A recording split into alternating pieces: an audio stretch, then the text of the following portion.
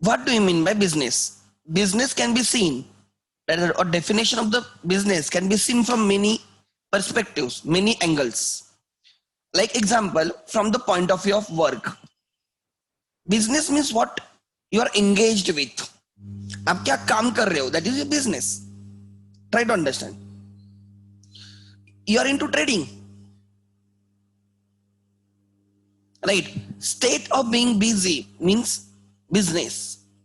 Business is state of being busy. आप काम कर रहे हो, जो काम कर रहे हो, that is your business. So the business can be seen from the work point of view, right? One's regular occupational profession is business. जो आप daily काम करते हो, I am a share broker, I am a share trader. So that is your business. Try to understand. Suppose I am a LIC agent, right? I provide financial consultant, right? I am a financial consultant. So that is your, like you, I will say, जो आप काम कर रहे हो, that is the business. Entity view. Business is any entity, company or corporation created and managed by the people. Like हम बोलते हैं Reliance is a business. Example, Tata Motors Limited is a business. We say that because, right, the company is into business of some, or they are into work of some kind, or they are trading, they are manufacturing, etc. So entity view. So business may be defined as one's usual occupation of creating, owning, and actively operating an economic organization, that is firm. Then area of activity. अब जिस activity में हो, I am into marketing, I am into construction of, like, dams, construction of the roads. So जो activity आप कर रहे हो, that also like denotes the business. Business is a particular type of activity or the industry. Civil construction business, retail trade business, IT business or IT industry, iron and steel industry, transport business. So they show the activity. And it can be also seen from the point of view of process. Business, any economic activity consisting of purchase, sale. एक process है, purchase, sale, manufacture, processing, marketing, distribution, trading of goods and services. Example, food processing, right? So that is, or you can say exploration of oil, minerals, right? Extraction of minerals, exploration of oil. These are the activities, these are the processes basically. So even process may denote the business. So business can be seen from the point of view of work. जो आप काम कर रहे हो, that can be business. एक entity, एक organization can be business. हम like उसको एक entity बोल के देखते हैं business को, या area of activity, कोई भी एक function, कोई भी marketing, procurement, right, distribution, like financing, you provide the loans, financing, banks provide the loans, they do the financing. Freelancing पता होगा आपको, फ्रीलांसिंग मतलब क्या, लोग वेबसाइट पे खुद की प्रोफाइल ओपन करते हैं and they in like they update the skills. वहां पे जो स्किल्स होते हैं, like I am good into accounting, I will B freelancer, मतलब मुझे लोग काम देंगे, राइट? मुझे freelancing.com बोल के वेबसाइट होती है, मुझे वहां पे रजिस्टर करना पड़ेगा. I need to update my skills and according to my skill I will get the work.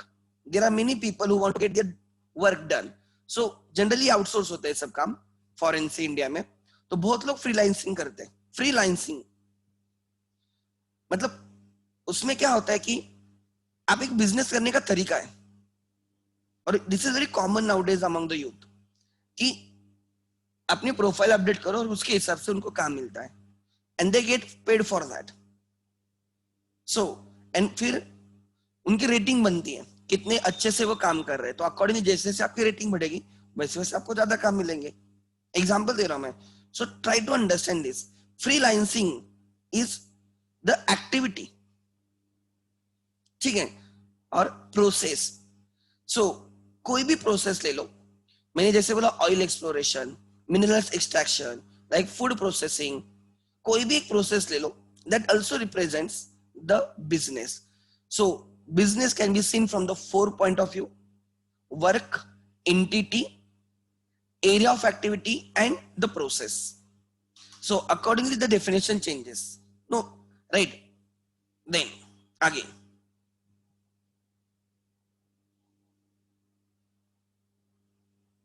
again, is the agriculture industry and hence a business? This is also important question. India में agriculture income is exempt from tax.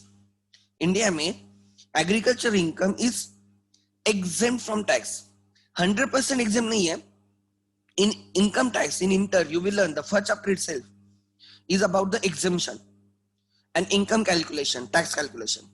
तो उसमें you will learn कि not all agriculture income is exempt. Some of the agriculture incomes are also taxed. उसका taxation का अलग proper अलग way.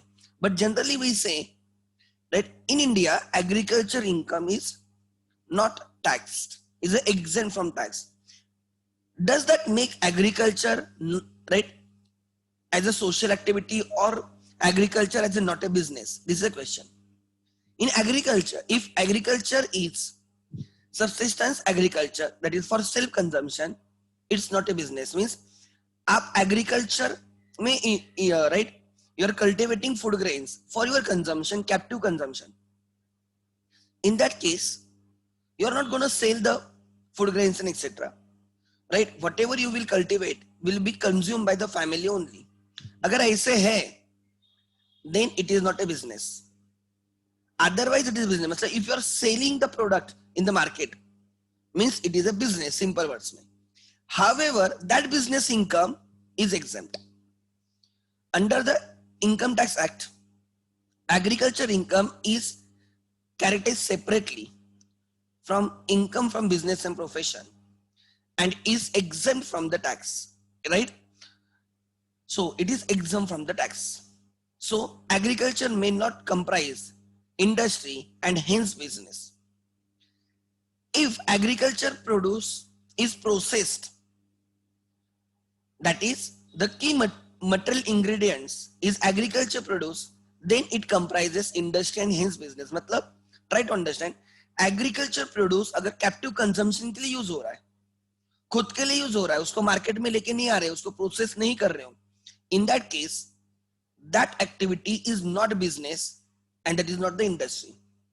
But if you are going to bring some of the output into the market, you are going to sell it, you are going to process it, अगर ऐसे है तो definitely it is in business and it is an industry even if it is not taxed.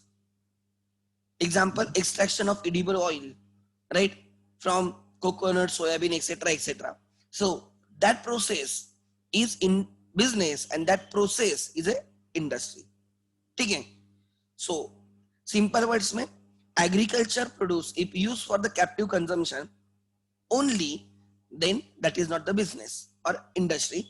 But if it is being used, right, and processed and then sold, या without processing आप directly sell कर रहे हो, even that activity is a business activity and that is constitutes the industry. तो दो options हो सकते हैं, डिपेंड्स ऑन आप कैप्टिव कंजम्पशन कर रहे हो या उसको मार्केट में लेके आ रहे हो. देन आगे classification of business objectives. Every business has some objective, some vision, some mission, some goal. The objective economic means to earn the profit, to increase the sales, that can be economic. Organic, social, legal, ethical and environmental. Simple objectives. I will go through them quickly. ध्यान देना. ठीक है, क्या लिखा देखो. What is economic objective? Turnover. Increase the turnover. Turnover means sales. बराबर ना? Revenue increase करना is a target or objective of every business. To increase the profits, to increase the efficiency of the resources. With less input, produce more, or to produce the given output, right? Produce with the less input production function हमने देखा था, क्या देखा था उसमें, with given input you right you should be in position to produce the maximum output, or if output is given, right, you should be producing that output with minimum input. That is called as efficiency, right? Utilization of the resources, utilization of the plant should be optimum. That is called as efficiency, because efficiency increases, cost per unit decreases, right? Then value addition, right? You should create some value to the product, you should serve something value, right, to the customer, then only you will, right, remain into the business. So value addition is important. So economic objectives are related to the monetary aspects. Not only these are the economic objectives, your objective can be reduction of the cost. Like during this pandemic, right, many businesses have decreased the salaries of the employees because to reduce the cost. उतना business भी नहीं है, that can be reason. They have negotiated with the like landlords and asked to reduce some portion of the rent, cost reduction. So try to understand, they want to, right, market their product to right in different segments. Segment reporting एक concept होती है, segment reporting. So आपके business के segment wise आपके performance दिखता है. So अगर जो segment पीछे है, जो product उतना कमा नहीं रहा है, you have to take a decision whether to continue with that or to discontinue with that. So it's simple. So all those decisions, example, are economic decisions. Achieving a maximum profit, so achieving equilibrium level of output is economic objective. Try to understand what is organic. Survival is the first organic objective. Everyone wants to survive first, because जो भी business में आएगा, he will try to survive first. He will try to survive against the cutthroat competition, and then once he survives, then he will try for the growth, right? Because growth will increase the opportunity. So growth and then diversification of the capabilities. पहले आप, and then you will go for the specialization into different things. So that is called as organic objective. आपको पता होना चाहिए खाली कौन सा किस में आता है. Like survival, growth have been many times asked. They are organic objectives of the business. Survival means to survive against the competition, right? Like example, जब जियो ने prices decrease किए, almost free में start किया, तो it is a challenge of the survival for many operators. Yeah, when Jio will enter into like broadband and everything, like lease lines and everything, at that point of time, try to understand, it will be challenge for the local operators to survive. So सबसे पहले challenge रहता है survival, and if you can survive, then you can look for the growth. You cannot directly look for the growth. It takes time to grow. Try to understand, growth doesn't take in 1 day or 2 days. मतलब growth should be continuous. Therefore, right, and it is a long term prospect. पहले survival रहेगा, फिर growth रहेगा, and over a period of time, you will, like Reliance, you will try to diversify your business. You will try to enter into many segments. अलग अलग products में deal करोगे, अलग अलग services में deal करोगे. So that is called as diversification of your capabilities. उसका reason क्या है? Suppose a kind of business becomes loss making, still there are other businesses which will help you to make the profit. Even when you invest, you create a portfolio. Portfolio is a bucket of investments. Portfolio is a bucket of investments, right? You invest in mutual fund, you invest in PPF, you invest in FD, you investment in share market, equity, debt. Try to understand, you invest in government bonds, you are investing into multiple, right, investments. उसको बोलते हैं portfolio. ये मेरा portfolio है, जिसमें equity जैसे risk रहने वाले भी investments हैं, and FD जैसे free risk वाले भी investments हैं. So whenever you invest, you should should do the diversification. Diversification मतलब क्या? Don't invest only in like telecom sector, also invest in pharma sector, banking sector, insurance sector, right, retail sector, infrastructure sector, ऐसे अलग अलग sectors में invest करो. Auto sector में invest करो. अगर कोई सपोज ऑटो सेक्टर प्रॉब्लम में आता है, there is IT sector which will help you to earn the profit. Banking sector profit कमाने में हेल्प करेगा. अगर फार्मा सेक्टर प्रॉब्लम है तो देयर इज इंफ्रास्ट्रक्चर सेक्टर जो आपको आपके लॉसेस रिकूप करके देगा. So whenever you invest, try to understand, you invest into multiple sectors. Means जो आप रिस्क ले रहे हो, if you invest 100% of your money in automobile sector में आपने पूरा का पूरा इन्वेस्ट किया, एंड कल को जाके ऑटोमोबाइल सेक्टर प्रॉब्लम में आ गया, right, you will lose your investment. आपके शेयर प्राइसेस डिक्रीज होने से you will like suffer the losses. So never invest the entire money into one segment. You should diversify the risk. Diversification of the risk means, right, don't take risk by investing entire money into one segment. You should invest, right, into different securities. There are many models कि जिसके through आप अलग अलग इसमें invest कर सकते हो कि किसमें कितना परसेंटेज इन्वेस्ट करना है. So 5% of your income should be invested in FD. That changes from person to person. Try to understand. ये बहुत सिंपल लॉजिक है कि diversification of risk is very important. Even जब आप बिजनेस करते हो, you should not be dependent on only one product. एक ही product पर डिपेंड नहीं होना चाहिए. अगर वो प्रोडक्ट मार्केट में चलना बंद हो गया तो आपका बिजनेस ठप हो जाएगा, बंद हो जाएगा. You should find out different avenues, different products जिसमें आप इन्वेस्ट करोगे, जिसमें आप बिजनेस करोगे. तो एक प्रॉब्लम आता है तो दूसरा तो है जो आपको सर्वाइव करेगा. सो उसको बोला था diversification. Diversification means, right, going for different products, going for different sectors, going for different investment opportunities. उसको बोला था diversify. So that is very important.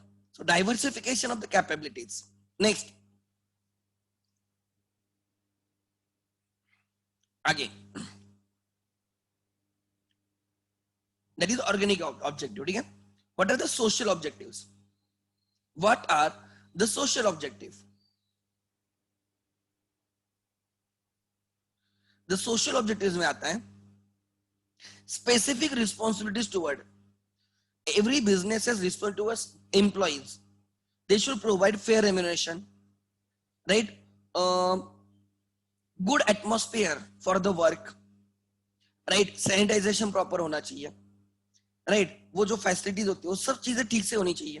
Like now days अगर इस कोरोना में, लाइक जो ये पेंडेमिक में लोग आ रहे हैं तो उनके लिए, राइट, सोशल डिस्टेंसिंग मेंटेन होनी चाहिए, राइट, सैनिटाइजर्स होने चाहिए, राइट. तो आपने ये सब चीजें उनके लिए अवेलेबल करवा के देनी चाहिए, right. That is every business has some responsibility towards employees. There should be no biasness, right. Partiality नहीं होनी चाहिए whenever you deal with the employees, because that, like, अगर ऐसे नहीं है तो उनका मोरल एकदम हाई रहेगा. Try to understand. If there is a partiality, the atmosphere is not conducive for the work environment वगैरह, work environment अच्छा नहीं है, in that case, right, the moral will be down. I still remember when हमारे, right, Accenture जो मेरी team थी, जब भी हम ऑफिस में जाते थे, first 5 minutes use for the dancing. पूरे फ्लोर पे गाना लगता था, पूरे यहाँ पे. एंड मतलब हफ्ते में, that Friday was a day, जब सुबह आते थे ना फ्राइडे को, 5-10 मिनट गाना लगता था. एक फिक्स गाना था उनका, and everyone used to dance. एक फिक्स स्टेप्स थे, वो स्टेप्स करने थे. Everyone, 6000 employees used to dance at their respective desk. ये क्यों किया? टाइम पास करने के लिए नहीं, no, to create the healthy atmosphere. Even I miss that culture when I joined HDFC. मतलब मेरे लिए इतना डिफिकल्ट था HDFC में सर्वाइव करना, बिकॉज मैं ऐसे कल्चर से आया था जहाँ पे सीनियर को सर नहीं बोलना है, एकदम काम करना है, obviously a lot of work, but life एक वैसे आप आपकी लाइफ जी सकते हो. No one is to intervene. कोई आपको कुछ नहीं बोलेगा. काम हो गया, निकल जाओ. 4 बजे काम हुआ, निकल जाओ. अगर रात को 10 बजे तक काम है तो बैठो. राइट आपको कोई पूछेगा भी नहीं कितने बजे आए कितने बजे गए, काम होने से मतलब, डिलीवरेबल्स डिलीवर होने से मतलब, ये डेडलाइन है, यहाँ तक काम होना चाहिए बस। तो आप कैसे करो, no one is on ask. There used to be fun Fridays, because Fridays working होता है, fun Fridays like every Friday, like evening 3 से afternoon 3 से, right, there used to be many activities every Friday to create the bonding. And I still remember it was the last test of the Sachin Tendulkar, 200 test, and he was going to retire. And when Sachin came for the batting, it was a strict instruction, सबको मिलाया था, don't work, come down and watch the match. And I remember 6,000 employees were standing outside the premises. पूरी एक screen लगाई गई थी just for the Sachin Tendulkar, and Sachin batted for that day and next day. कुछ तो 75-76 run बनाए थे सचिन ने. I still remember 6,000 employees, and the company is a UK owned. It is a UK company. I still remember the right mail from my manager कि Sachin is gonna play, right, जब वो wicket गिरती है, right, या उसने पहले actually एक mail आया था कि when Sachin will come to the bat, no one will work, just go and enjoy. तो I still remember, मतलब क्या एटमॉस्फेयर था, and that creates the team building.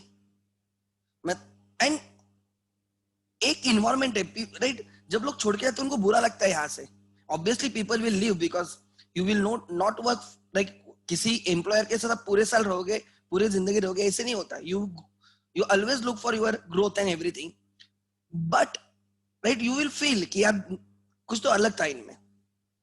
अगर आप एचडीएफसी में जाते हो ऐसे कोई इन्वायरमेंट नहीं था, तो you miss that environment. HDFC is right at its own place, it is Indian company, culture अलग है, एंड ये पूरा अलग कल्चर था।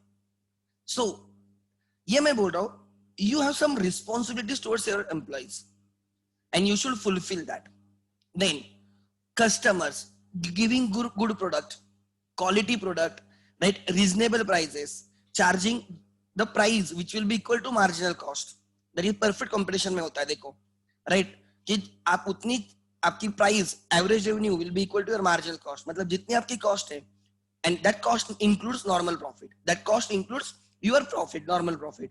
So right, I mean आपका जो implied profit होता है, opportunity cost होती है, उसमें इंक्लूड होती है, मतलब बिजनेस इंक्लूड्स इस opportunity cost, मतलब बिजनेस सफर नहीं कर रहा है, बड़े प्रॉफिट जीरो दिख रहा है इकोनॉमिक्स में, but that zero profit includes what, the is opportunity cost.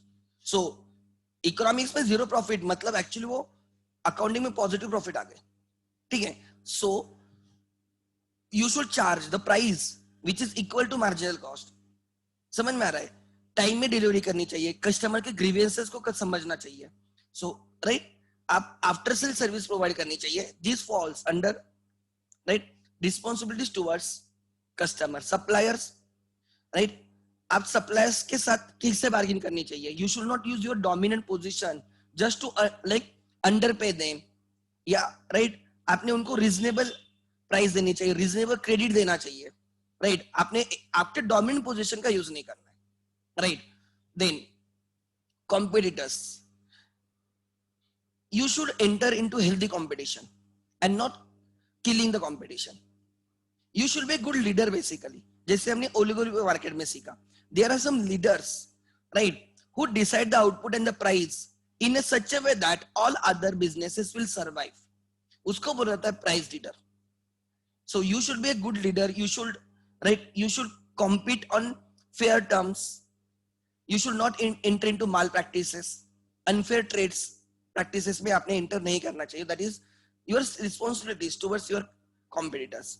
Investors, you should not cheat your investors, उन्होंने जो funds दिए, you should not, right, use that funds for other purposes, वो business के लिए तो business के लिए use होने चाहिए, you should try to give them a appropriate information whenever they demand you, right, you should not make the frauds, आपने fraud नहीं करनी चाहिए, you should not like enter into frauds, simple, and timely you should pay the dividend or interest as the case may be to the investors. So that is your responsibility towards various sections of the society. General responsibilities, these are the specific and general. Contribution to community service, education, health, sanitization, heritage conservation, right?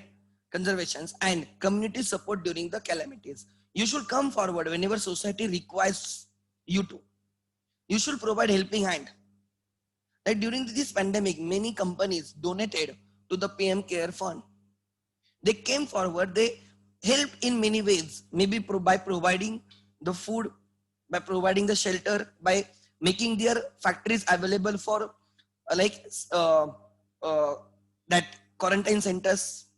Example, there are colleges in Pune like Garwari College, right, who made their premises available as a quarantine center for the Pune Municipal Corporation on their own. Otherwise, government or the Pune Municipal Corporation had to like ask them. या mandatory करना पड़ेगा. So it's your duty towards society at large. So some specific duties towards some segments of the society and overall society, general duties. Next, again, legal objectives. Right, what is expected? Objective is to comply the law of the land. Right, respect the law in letter and the spirit. Compliance with the legal procedures and the requirement. Good corporate citizenship. You should pay taxes regularly. You should not understate the income. Right. So tax evasion nahi kara. Tax planning is allowed. Tax planning is allowed. Tax evasion is prohibited. Tax evasion is illegal. So you should not do the tax evasion. Try to understand. So that is called as legal. You should be a law abiding, like law abiding entity or a citizen. Then ethical objectives, transparency and truthfulness towards everyone, your employees, towards investors, towards competitors, towards government and towards society. You should be transparent and you should, right, whatever information you provide in a public domain to other parties, related parties or those stakeholders, जो भी internal stakeholders, external stakeholders, जो कुछ भी है, it may be employees, it may be your investors, right, outsiders में आ सकते, lenders, creditors, like government, जिनको आप information दे रहे हो, that should be true and correct, fair and correct, right, honesty and integrity. You should conduct the business honestly and fair and equity. You should be fair, right, with respect to every stakeholders, right. जैसे मैंने बोला, you should not be biased, you should not be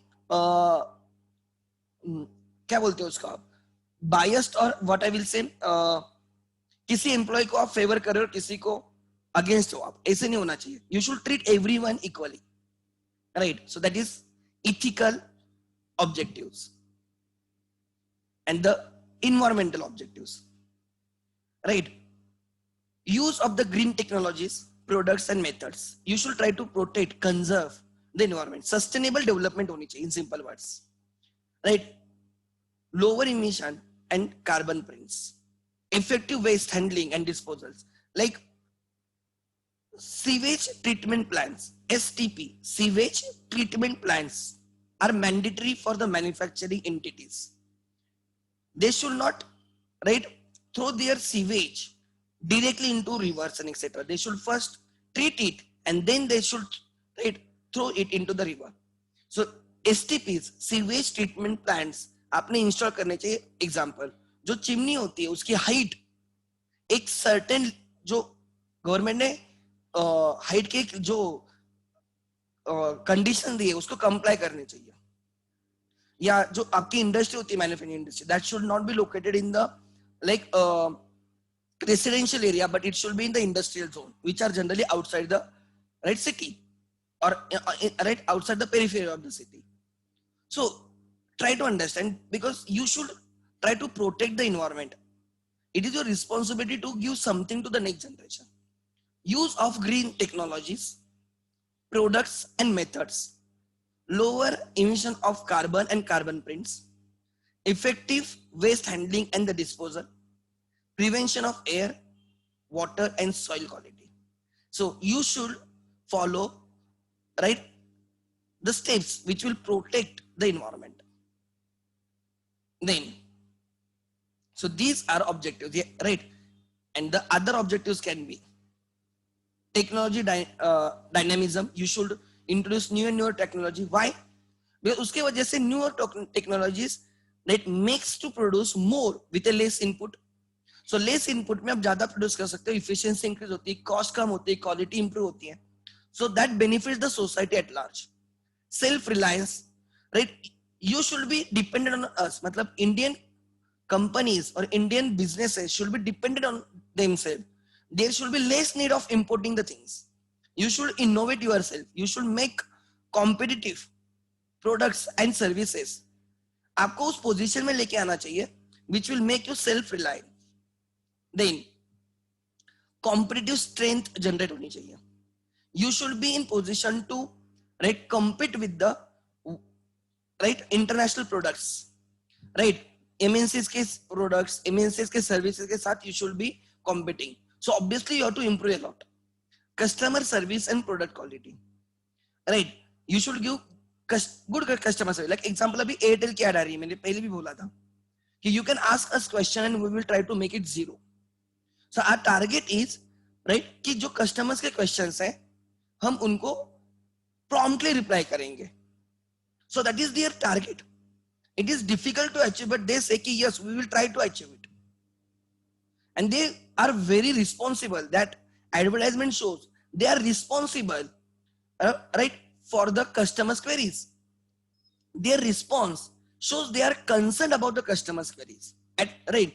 So you should be, right, provide quality services to the customers even after sale.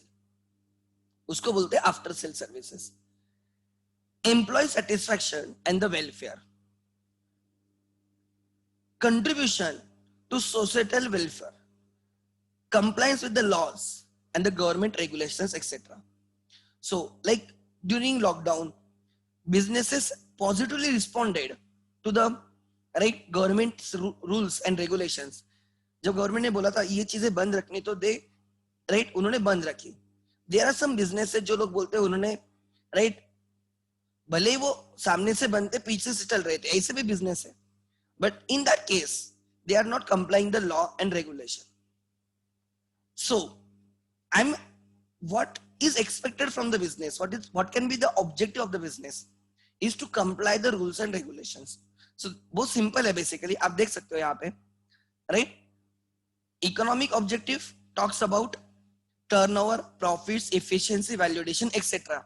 These are just examples. Huh? Organic objective talks about survival, growth, diversification, right? Diversification, etc. Organic objective talks about the growth and etc. ठीक है? Then आगे, next, social objectives, right? Social objectives talks about your some specific responsibilities towards some of the segments of the society like employees, customers. और actually अगर ये देखते हो ना, these are your cosmic. अगर आप इसको ठीक से देखते हो ना, they are your cosmic. Cosmic means the elements of micro environment. Elements of micro environment. C stands for, right, competition. Direct competition and indirect competition, if you remember. Direct competition is competition with, right, who are working in the same line of same activity कर रहे जो आप कर रहे हो. Indirect means you are into different line of activities or businesses, but you are targeting the same consumer. So competition. C stands for competition. O stands for organization itself. S stands for suppliers. M stands for market. M stands for market to which you belongs.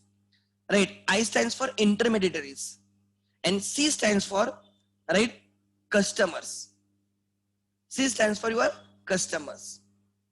So try to understand ये जो cosmic है, right? We have some specific responsibility toward this, like environment, micro environment components, because we enter into transactions or we enter into or we interact them on daily basis. They influence our businesses directly. So we have some specific responsibilities towards the components of the micro environment. Then general social responsibilities. General social responsibilities. Like overall, you should contribute towards education. Like example, like Mumbai Indians, पता है ना आपको, a Reliance Foundation. It provides educational services to the orphan students. Needy students को वो educational services provide करते हैं. और IPL में एक मैच में वो सब बच्चों को भी लेके आते हैं. आपने देखा होगा, आईपीएल जो देखते हैं, फॉलो करते हैं, उनको पता होगा. So they are providing educational services to these children. Health services. Reliance में, right, Reliance ने एक कोविड सेंटर ओपन करवा के दिया था Pune municipal corporation, sorry Mumbai municipal corporation, BMC को. एक पूरे एक फैसिलिटी ओपन करके दी थी, कुछ 500 to 1000 बेड्स की. So they are contributing towards health services, right? Sanitization, etc. There are many businesses who provided sanitizers, masks to the villagers on their own. गांव में जाके सब लोगों को मास्क देना या राइट उनको सैनिटाइजर्स देना, राइट, ये सब चीजें अवेलेबल करवा के देना, या पब्लिक टॉयलेट्स मैनेज करना, राइट, तो वॉलंटरली वो लोग करते हैं. So that is like social responsibilities towards business or towards society of the business. That is CSR, corporate social responsibility. देख लेना, CSR, corporate social responsibility. उसके लिए इनकम टैक्स में आपको बेनिफिट मिलता है. मतलब ये जो आप वॉलंटरली खर्चा करते हो ना, राइट, CSR एक्टिविटी जो कर रहे हो, right, CSR activities like corporate social responsibility, जो आप you have to spend 2% of your profit. 2% of your profit is supposed to be spent on such activities. India में it is mandatory for the companies. Not all companies, some specified companies. Above some turnover or above some profit. मतलब उस turnover के आगे अगर आपकी company है, तो in that case you have to spend 2% of your net profit on such activities.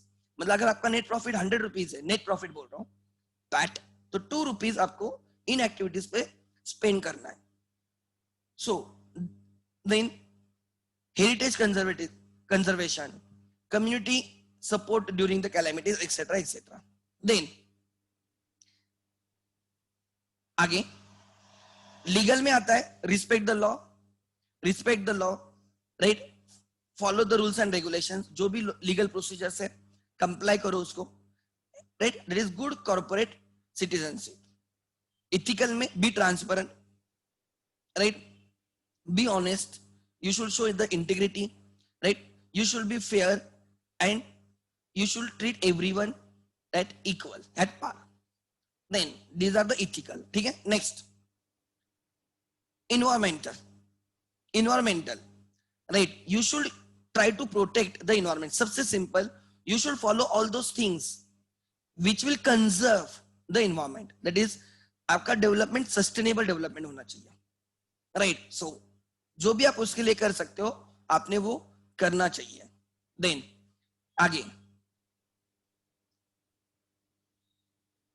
The last one, other objectives.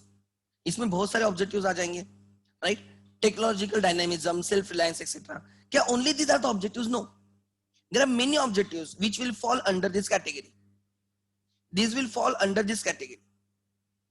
समझ में आ रहा है? सो every business has to have some objectives, and these are some of the objectives of the businesses. ठीक है? Then वो उनके mission statement, उनके vision statement में रिफ्लेक्ट होते हैं. ये सब ऑब्जेक्टिव्स किसमें रिफ्लेक्ट होते हैं? विजन एंड मिशन स्टेटमेंट में. Then that is administrative response. अगर आप मुझे रिस्पॉन्स पूछते हो, दैट इज एडमिनिस्ट्रेटिव रिस्पॉन्स. ठीक है? Then this is another important concept. Profit is not only the objective of the business.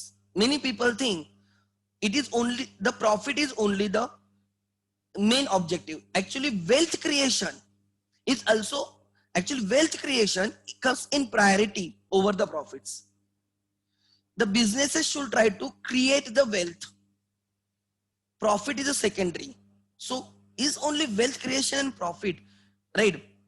Wealth maximization जिसको बोलते हैं, wealth maximization and profit maximization, ऐसे दो ऑब्जेक्टिव्स होते हैं generally. Wealth maximization and profit maximization. Which is a better?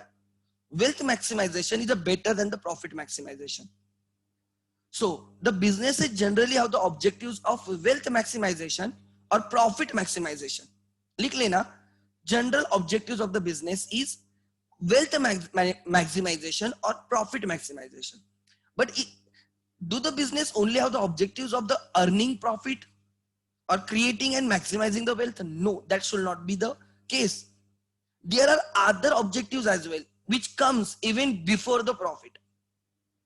So profit is not only the objective. Try to understand, profit is not only the objective. You will earn profit, eventually you will earn profit. Does not mean profit is only the objective. मतलब profit के लिए आप कुछ भी करोगे, ऐसे नहीं होता है. तो प्रॉफिट कमाने के लिए you may follow unethical practices. That is not accepted. Profit is one of the objective. Profit is not the only objective. So for that concept, if profit is not only objective, उसके लिए triple bottom line या 3 P's लिख लेना, also called as 3 P's, PP, ठीक है, triple bottom line और 3P approach of John Kellington. First is people, planet and profit. P stands for, first P stands for people, second P stands for planet, and third P stands for profit. Try to understand. Means you should, अगर people अब बोल रहे हो, means you are talking about the society. Your employees, your investors, your competitors. Try to understand, right? Your suppliers. So that is government. They comprise the society, and you are responsible for them. Try to understand. Your objective is working for the benefits of the people. Try to understand. Like people में देखते हैं social equity bottom line, उसको क्या बोला जाता है?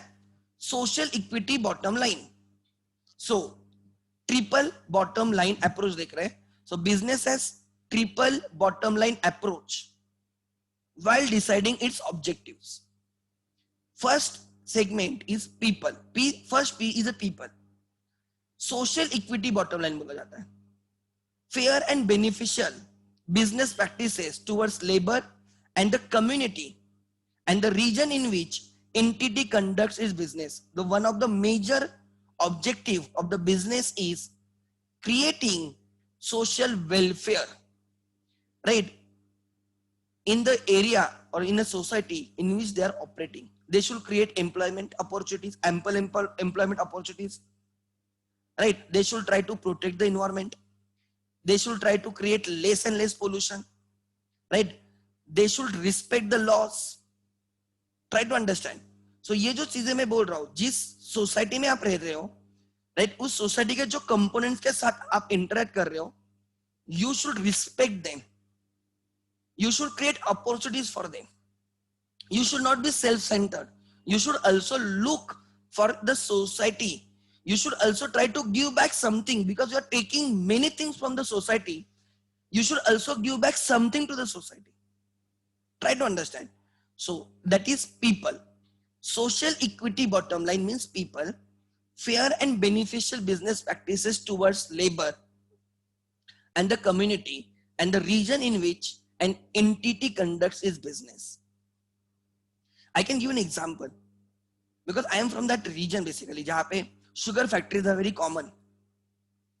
Sugar factories provide fertilizers, right, seeds, right, जो भी चीजें लगती है, sugar factories के example है, they provide fertilizers at very I will say cheaper rates, very reasonable rates to the farmers, because sugar factories totally dependent on the farmers.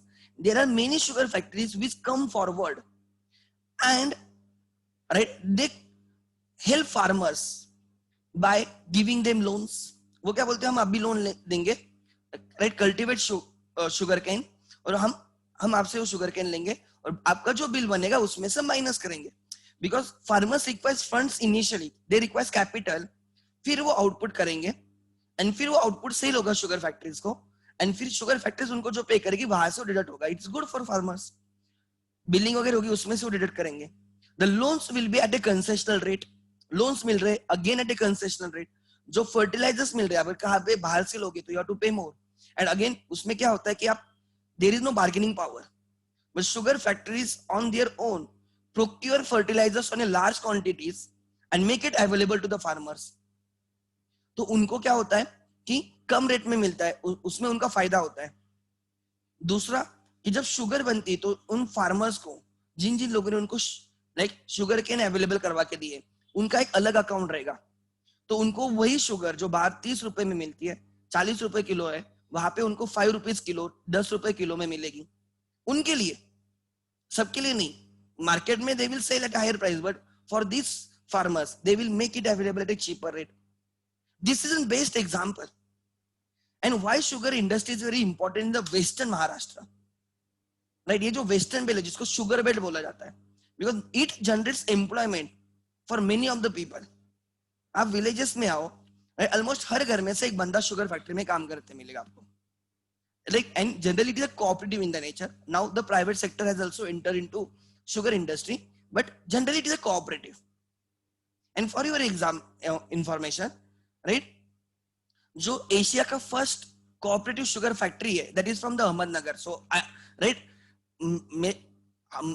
मैं अभिषेक sir जहां पे रहते हैं 2-1 किलोमीटर पे शुगर फैक्ट्री है हमारे से, and we are used to that. हमने वो देखा है, एकदम नजदीक से देखा है। Many times we give that example because हमने वो बहुत चीजें नजदीक से देखी है। एंड रोड कंस्ट्रक्ट करना, जब सीजन आता है तो राइट, वो बुलक कार्स रहते हैं, ट्रैक्टर्स रहते हैं, तो वो they carry sugar canes from right farmers place to the factory. During that period वो रोड्स खराब होते हैं, तो उसके बाद वो रोड्स रीडेवलप करवा के भी देते हैं। They conduct many activities, like कोई बच्चे होते हैं राइट जिनको who are good in the studies, they provide scholarships। ये होता है, that is a fact, try to understand। so ये उनका बिजनेस नहीं यार कि रोड डेवलप करके देना, ये तो गवर्नमेंट का काम है। रोड डेवलप करके देना, फार्मर्स को कम रेट में फर्टिलाइजर्स अवेलेबल करवा के देना, कम रेट में कंसेशन रेट में लोन अवेलेबल करवा के देना, शुगर कम रेट में उनको सेल करना जिन्होंने हमें रॉ मटेरियल सप्लाई किया है, राइट। उन बच्चों को हेल्प करना कि जिनके लिए राइट वो उस एरिया में जो बच्चे अच्छे पढ़ने में उनको हेल्प करना, ये होता है। I have seen it. So आपको मैं एग्जांपल दे रहा हूं कि एक सिंपल बिजनेस है, and why people from that area respect the MD and the owners of sugar industry. इतना रिस्पेक्ट पॉलिटिशियन को भी नहीं मिलता है, that is a fact. Because क्या होता है कि people have the attachment to us, लोगों को वो लगता है कि यार हमारे लिए करते हैं, हमें जॉब मिल रहा है। वैसे उस एरिया में उन लोगों को जॉब कौन देने वाला है? कोई नहीं। सो मैं आपको example, they are creating job, कितने बेनिफिट्स वो कर रहे हैं, ट्राई टू अंडरस्टैंड। सीजनल है, मैं मानता हूं बिजनेस सीजनल है, बट उस सीजन में 5-6 मंथ्स लोगों को काम तो मिलता है। बिकॉज जहां पे जिन लोगों के एजुकेशन नहीं है, उनके पास कोई डिग्री नहीं है कि जो पुणे में आके काम कर सकते हैं, उनके लिए 6 मंथ्स का जॉब भी is a big thing for them. Try to understand. So, right, they are going beyond the profit. And for your information, many sugar factories are into losses. Still, they are doing that. At the same time, जो electricity generate करते, there are many sugar factories now. They have started also generating electricity. They supply electricity to the MSCB at a cheaper rate. They right supply electricity to the villages at a cheaper rate. Try to understand. So ये क्या है, right? This is an example that profit is not only the objective, that there are many things which are beyond the profit. Try to understand. So एक example मैंने दिया, and example Pune में, right? मैं BMCC में था, तो वहां पे KNP बोल के पार्क है, ठीक है, right ना? Obviously किसी ने लिखा शेयर्स पे, you should be shareholder of that sugar factory, yes, right? So मैं क्या बोल रहा हूँ, ध्यान देना। कमला नेहरू पार्क है, केएनपी बोलते हैं, that park is managed by Kalyani group. Park is managed by Kalyani group, company, big company Kalyani, they manage that park, Kamala Nehru park बोल के। अपना साधु वासवानी चौक कितना अच्छे से मेंटेन है। It is not maintain by PMC, it is maintain by the Sadhu Vaswani mission. कितना अच्छा area है वो, because it is managed by this people mission. They are going beyond they are not only thinking of the earning profits. Try to understand. Force marshal bridge आपको पता है, आप old Mumbai Pune highway या Pune Mumbai highway, right, उन्होंने वो construct किया, दे maintain it. बहुत simple simple example से आप देख सकते हो आपके सराउंडिंग में। So businesses are not only thinking about the profit, they are thinking about the society, the people, right, जिनके साथ वो interact कर रहे हैं। So one bottom line is people. Social equity bottom line उसको बोला जाता है। कौन सा? Social equity bottom line, people. Planet. You should try to conserve the planet. You should give back something to the next generation. You should not consume everything, right? Environmental bottom line. So people को बोला जाता है social equity bottom line. Planet को बोला जाता है environmental bottom line. We are studying three bottom lines. One bottom line is the social equity bottom line, that is people, right? Second is environmental, right, bottom line, that is planet. Environmental bottom line relates to sustainable environmental practices. Example, right, अगर आप पुणे में बड़े बड़े townships देखते हो, example Amanora है, Nanded city है, there are big townships, Magarpatta है, राइट। ये जो टाउनशिप्स है आप उनका कभी देखना, they have what like rain water harvesting system, ये उनके पास है, वो they are not dependent many times on others. एक एग्जाम्पल दे रहा हूं, there are many factories, they have rain water conservation, right, वो लाइक वो जो पानी आता है उसको कंजर्व करते हैं, दे स्टोर इट। सो ये मे बी गवर्नमेंट मैंडेटरी कर रही है, on their own they are doing it. So try to understand, this is one simple rain water harvesting जो हम बचपन से समझते आए। This is one example, if you comply it, right, you are conserving the environment. जो waste जाने वाला है आप उसको सेव कर रहे हो, simple example. So it's relates to following, एक example दिया, relates to following those practices which will conserve the environment, sustainable development practices, sustainable development practices, that is environmental bottom line. आपको मैंने पहले भी एग्जांपल दिया था श्री श्री रविशंकर जी का, वो आई डोंट नो उसको क्या, वो लोग उसको क्या बोलते हैं, श्री श्री हैप्पी लिविंग या क्या बोलते हैं, वो क्या रहता है उनका। उन्होंने यमुना तट पे एक सेमिनार लिया था, सत्संग टाइप लिया था, राइट, एंड 3-4 दिन का सत्संग था, गवर्नमेंट ने permission they the, obviously the person is very influential, but उसके बाद वो जो उनका जो भी सत्संग, उनका जो भी मेला था, जो होने के बाद 3-4 दिन के बाद वो वैसे ही चले गए, इतना डिस्ट्रक्शन हुआ था वहां पे, and then supreme court had fine them. मतलब अगर आपने इतना अच्छा प्रोग्राम लिया है तो आपने सब वेस्ट वैसे रख के नहीं जाना चाहिए, you should have the responsibility. Then Supreme Court had to, मैं किसके अगेंस्ट नहीं, मैं एग्जांपल दे रहा हूं, that is very famous case study. जो लोग सिखाते हो फॉलो करेंगे इसकी गारंटी नहीं, try to understand. On the right, on the contrary, right, एक second, Art of Living, right, on the contrary, right, I hardly follows football, but मैं world cup follow करता हूँ, फुटबॉल वर्ल्ड कप, एंड मुझे अभी इतना पता नहीं है, I think it was a Russian team, Russian या जापानीज टीम थी, आई थिंक जापान, राइट, उनकी टीम वर्ल्ड कप से बाहर हो गई थी, last world cup, and news came into picture कि जब उन्होंने वो उनकी रूम खाली की, उनका जो होटल या जो कुछ भी था, उन्होंने उसको इतना ठीक साफ करके गए थे, एंड लास्ट में थैंक यू नोट लिख के गए थे। मतलब वो वैसे भी चले जा सकते हैं, इट वाज रिस्पॉन्सिबिलिटी जो भी होटल स्टाफ है उनकी रिस्पॉन्सिबिलिटी थी, नहीं, उस प्लेयर्स ने सब कुछ, या ओलंपिक्स होगा, आई डोंट नो, ओलंपिक्स होगा या फुटबॉल होगा, आई डोंट रिमेम्बर, बट ये इंसिडेंट मैंने देखा है, मुझे एग्जैक्टली याद नहीं है।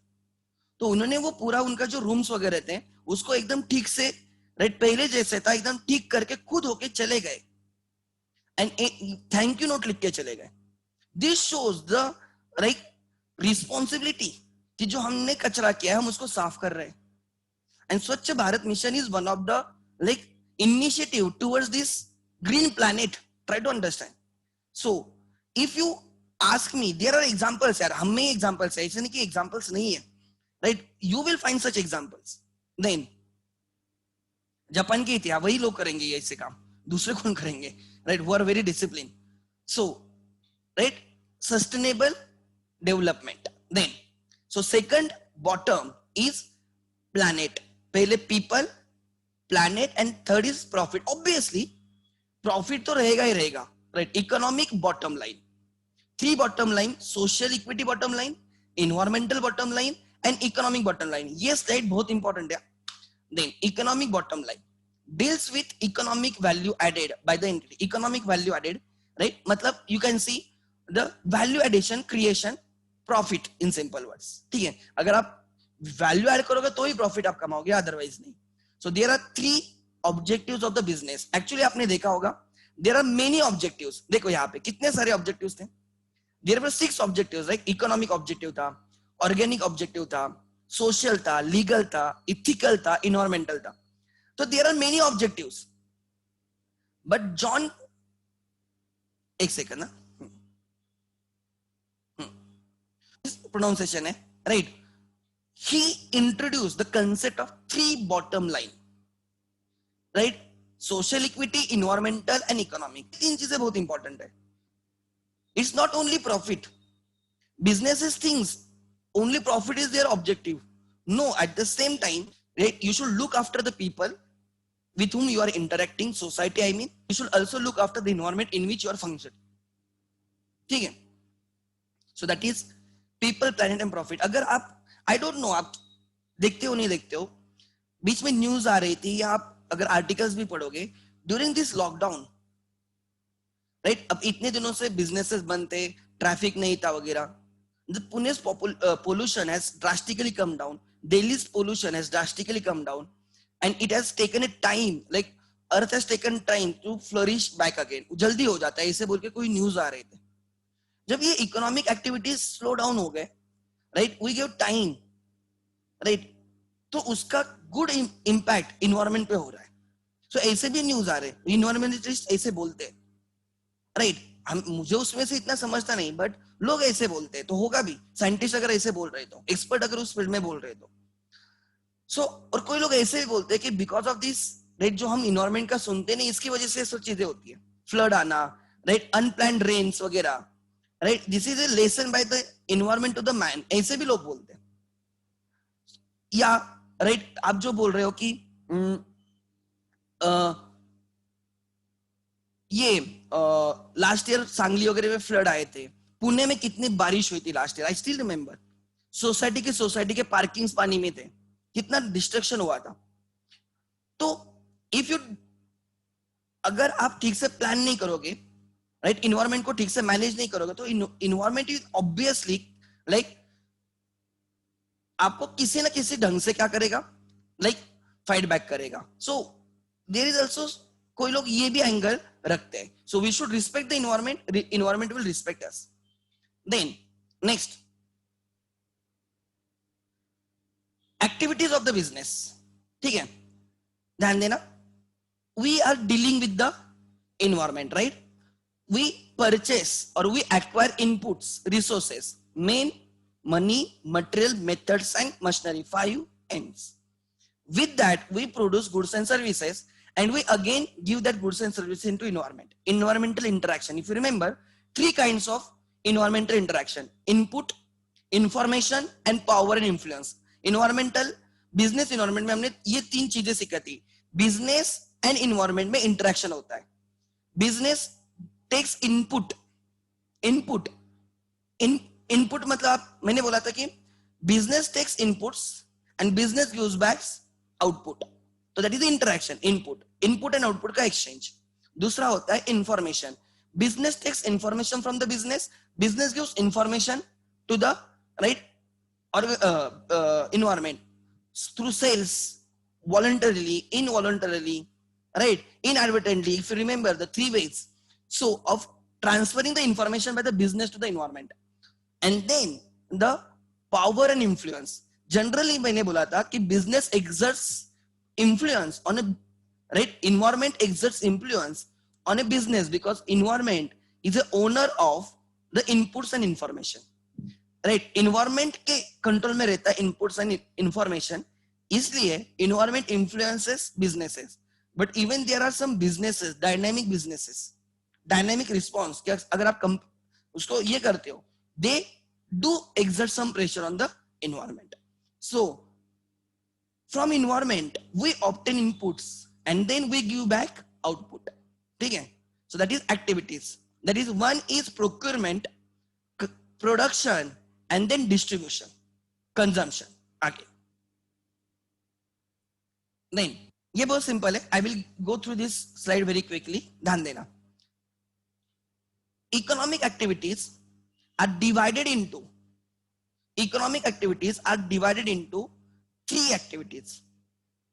Economic activities which are meant for earning money, profit, right? Which are pragmatic in the approach, not idealistic, pragmatic in the approach, right? Those are economic activities. They improve GDP or they contribute to the national income or GDP. All those activities are, right, economic activities, and they can be divided into three things or three activities: business, profession, and employment. I will go through quickly. Meaning, business means economic activity concerned with the production or the purchase and the sale of goods and services, right, with the purpose of earning. It is a business. What is a profession? Using your skills, right? Special skills, knowledge, and expertise is required to be applied by the person in his occupation as an independent service. Like professional, chartered professional, right? Lawyer professional, engineers are professionals. Try to understand. Architects, designers are the professionals. They professional services. So you need to have some special skill. Then employment may you work for someone else. You, right, rendering of a services under contract of the employment. You enter into contract to a specified employer. So business, right? Business के लिए skill की जरूरत नहीं है. मतलब you need not have a specific skills to do the business. कि आपको कोई डिग्री, कोई एजुकेशन ऐसे कोई होना जरूरी नहीं है. You can still do the business. But अगर प्रोफेशन की बात करते हो, you must have a degree. You must have practice, certificate of the practice, COP, certificate of practice to conduct that business.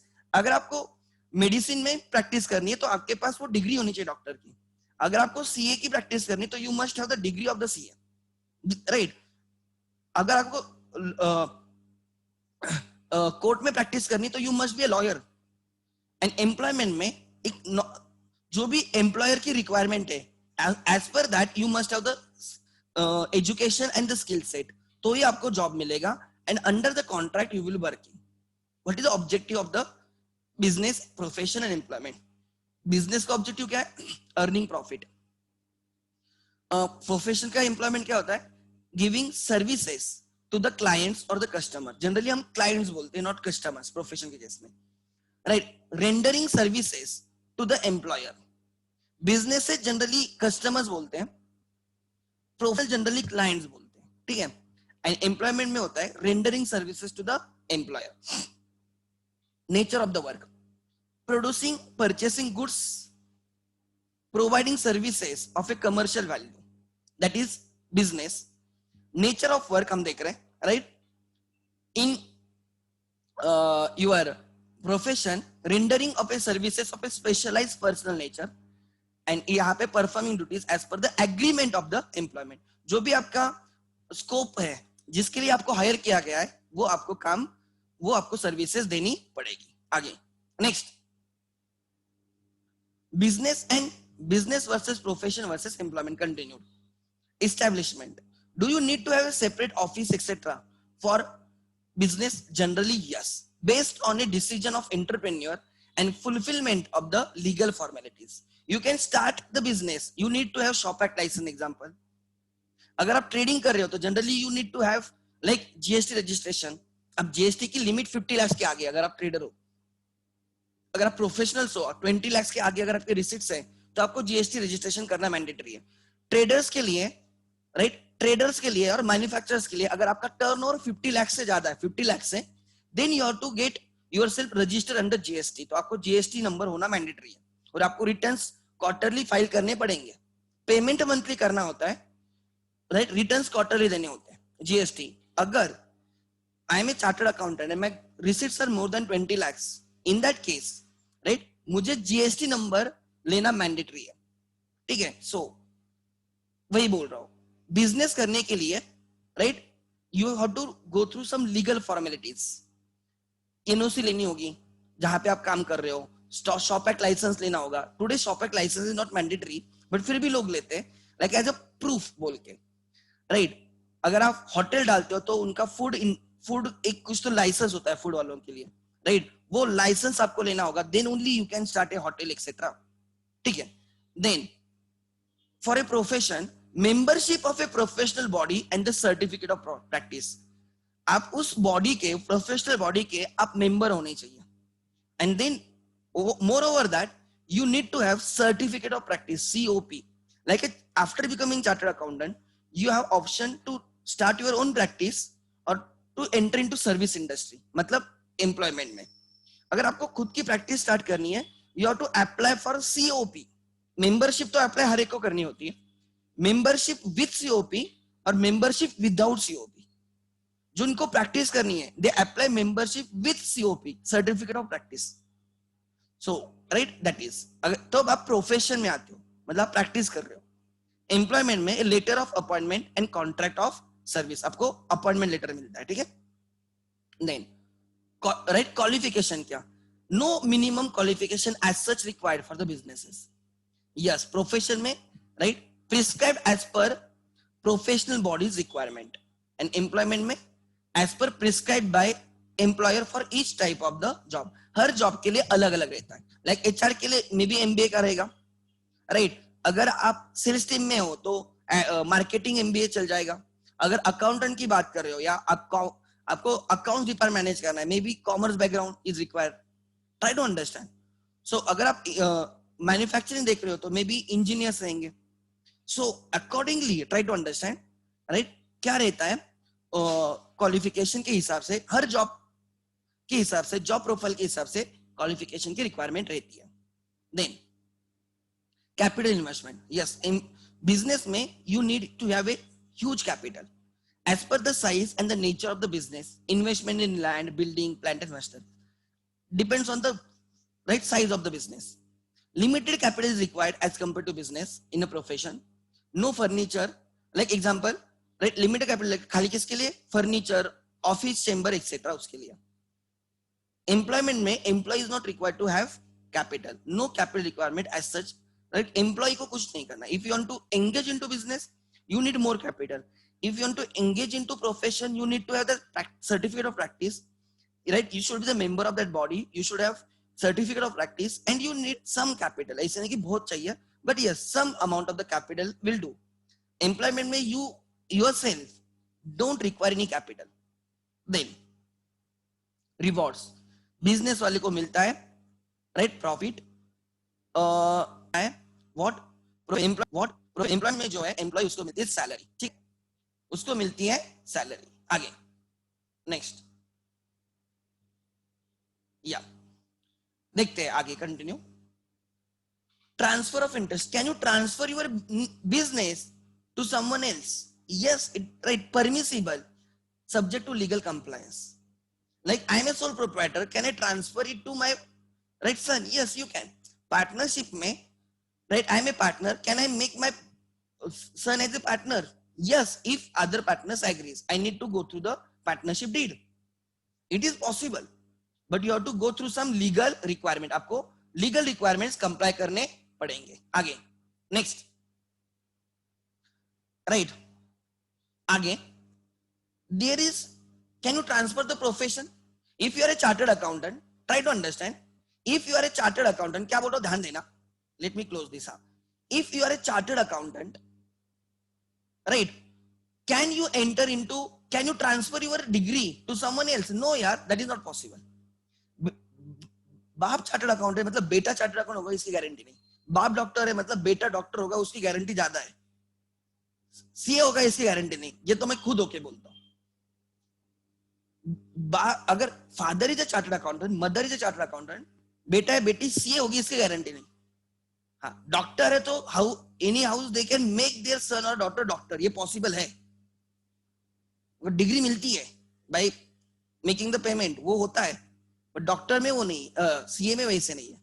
Generally we से कि अगर कोई degree holder है या कोई प्रोफेशनल है तो उसका बेटा वो होगा, that is not right. You can not transfer the business, right. There is no concept of transfer of interest. Employment में there is no concept of transfer of interest, but still मैं बोल रहा हूँ गवर्नमेंट जॉब में ये है. क्या होता है कि अगर आप गवर्नमेंट एम्प्लॉय हो एंड कुछ एक्सीडेंट वगैरह होता है आपका, राइट, अगर डेथ होती है तो जनरली आपके बेटे या बेटी को वो जब भी वो क्वालिफाइड होंगे तब उनको जॉब उस जगह पे मिल जाएगी. एक गवर्नमेंट सर्विस में हो सकता है, प्राइवेट में जनरली नहीं होता है. ठीक है. So that is you can transfer the business but you can not transfer professional employment to your next generation और someone else. Personal autonomy. Autonomy means freedom. Business, yes, highest level of personal freedom, right, autonomy, reasonably high level of independence, but आप you cannot violate the code of conduct. मतलब जो body जिस body के under आप professional हो, right, वो code of conduct, like CA के लिए कोड ऑफ कंडक्ट है. Try to understand. सीएस के लिए कोड ऑफ कंडक्ट है, तो आपको वो कोड ऑफ कंडक्ट फॉलो करना मैंडेटरी होता है. So in CA final you will learn, right, ethics 20 marks का ऑडिट में. इन दैट जब आप फाइनल में रहोगे तो means you are on verge of becoming chartered accountant. You must know the ethics कि आप कितने एडवर्टाइज कर सकते हो, बोर्ड कितना रख सकते हो, राइट. आप ऐसे कहां पे भी एडवर्टाइज नहीं कर सकते, उससे सीए की वैल्यू कम हो जाएगी. ऐसे कुछ नहीं कर सकते कोई चीजें, राइट. आप अगर किसी के दूसरे क्लाइंट छीन नहीं सकते ऐसे ही कि आप मुझे ऑडिट दो, मैं आपको कम फीस लगाऊंगा. ऐसे नहीं होता. You need to take NOC. Example, मैं किसी का ऑडिट कर रहा हूं और मेरा क्लाइंट कोई लेके जाता है तो that CA has to take NOC, no objection certificate of mind. उसको मेरी साइन पे वो सर्टिफिकेट चाहिए. अगर जब तक मैं ये साइन नहीं करता तब तक वो उस क्लाइंट का ऑडिट नहीं कर सकता. करता भी तो I can like complaint institute की डिसिप्लिनरी कमेटी है and ICS disciplinary committee is very strict. It's not like doctors disciplinary committee की छोड़ देते हैं. No no, ICS disciplinary committee is very strict. They take strict action. So I can complain to disciplinary committee of the ICI कि इसने मेरा client लेके गया है and he has not obtained my NOC. ICI will punish the chartered accountant. You can complain. ICI is very strict about that. They don't want, right, defamation of the institute because of a single person or single member. So this is very important. Try to understand. Then आगे next. ठीक है, आगे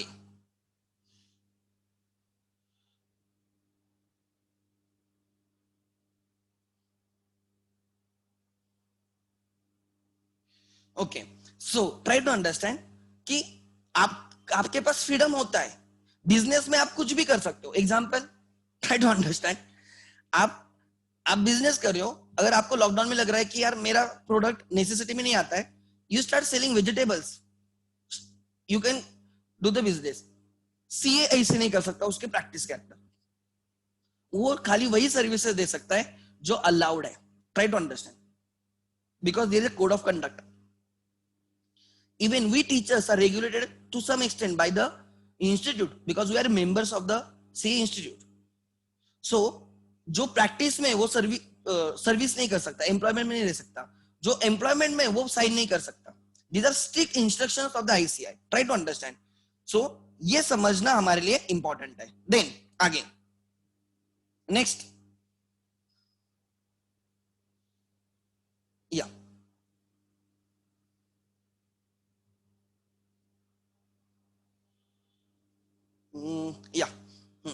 आगे employment में no, आपके पास कोई भी freedom नहीं रहता है. जो एम्प्लॉयर ने बोला है वही आपको क्या करना होगा, करना पड़ेगा. आगे नेक्स्ट लिखा है no much, not much personal autonomy और इंडिपेंडेंस. जो भी आपका स्कोप है उसी स्कोप में आपको काम करना है.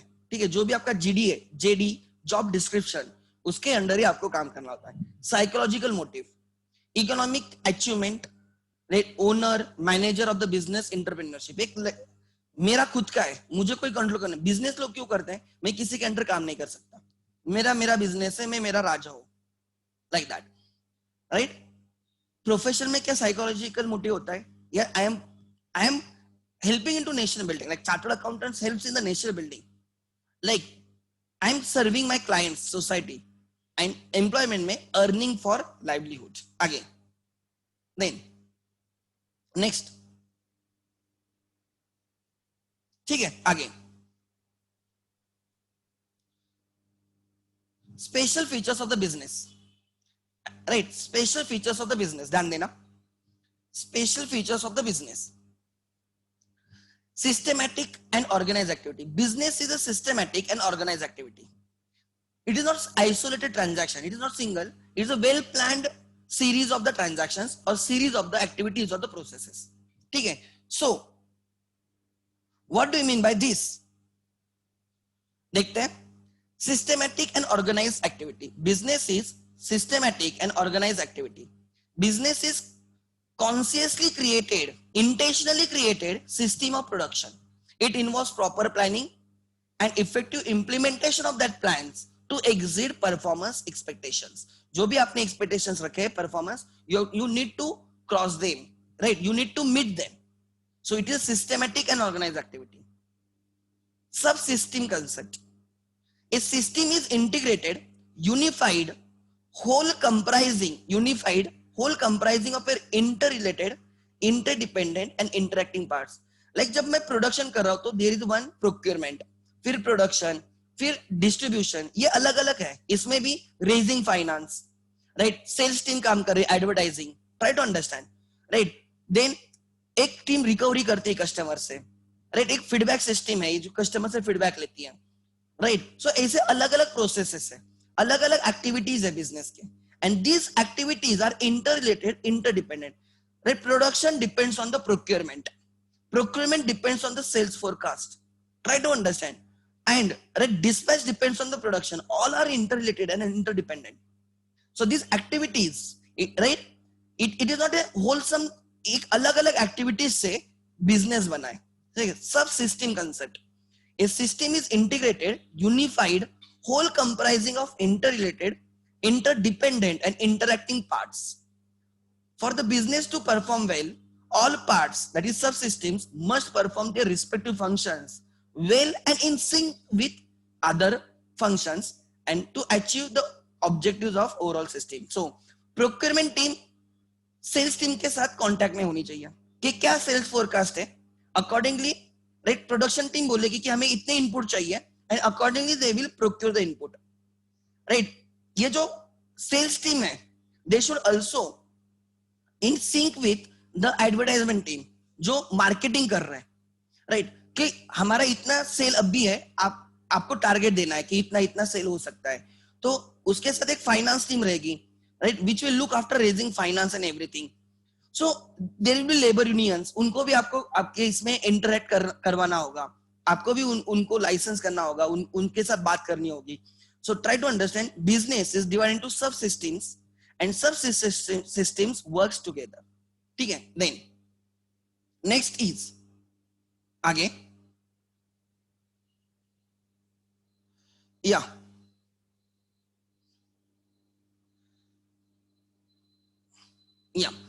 in interdependencies. What do you mean by interdependencies? Try to understand. Interdependencies मतलब क्या? Business draws its resources, that is inputs, from the society and is dependent upon for the sale of goods and services. So business is dependent on the environment. Environment is, right, किसके लिए? To procure the inputs and then to sell the output. Hence business is open system. It is not closed one. It is interacting with its environment. So business is open system, right. It is dependent on the environment. Multiple stakeholders. Yes, there are many stakeholders in a businesses like owners, investors, lenders, employees, customers, suppliers. Like stakeholders means components of your environment, micro environment and macro environment. Some are internal, some are external. ठीक है. Then आगे, so multiple stakeholders. Customers focus. Try to understand. Business consider customer as a king. If customer is satisfied, then only business will survive. So focus is on a customer satisfaction, creation of the consumer surplus, creation of the consumer surplus हमने economics में देखा था, consumer surplus, what customer is ready to pay utility minus what he actually pays, the price. If there is a consumer surplus, then only the consumer will come back, otherwise he will never come back. So you should try to create customer satisfaction, consumer surplus, try to understand, right? So customer focus for a business, creation and the maintenance of customers through the product quality, service, delivering value for the money is mechanism by which competitive advantage can be gained. So businesses always and always, right, always and always works for the whom, the customers. Again, next, again,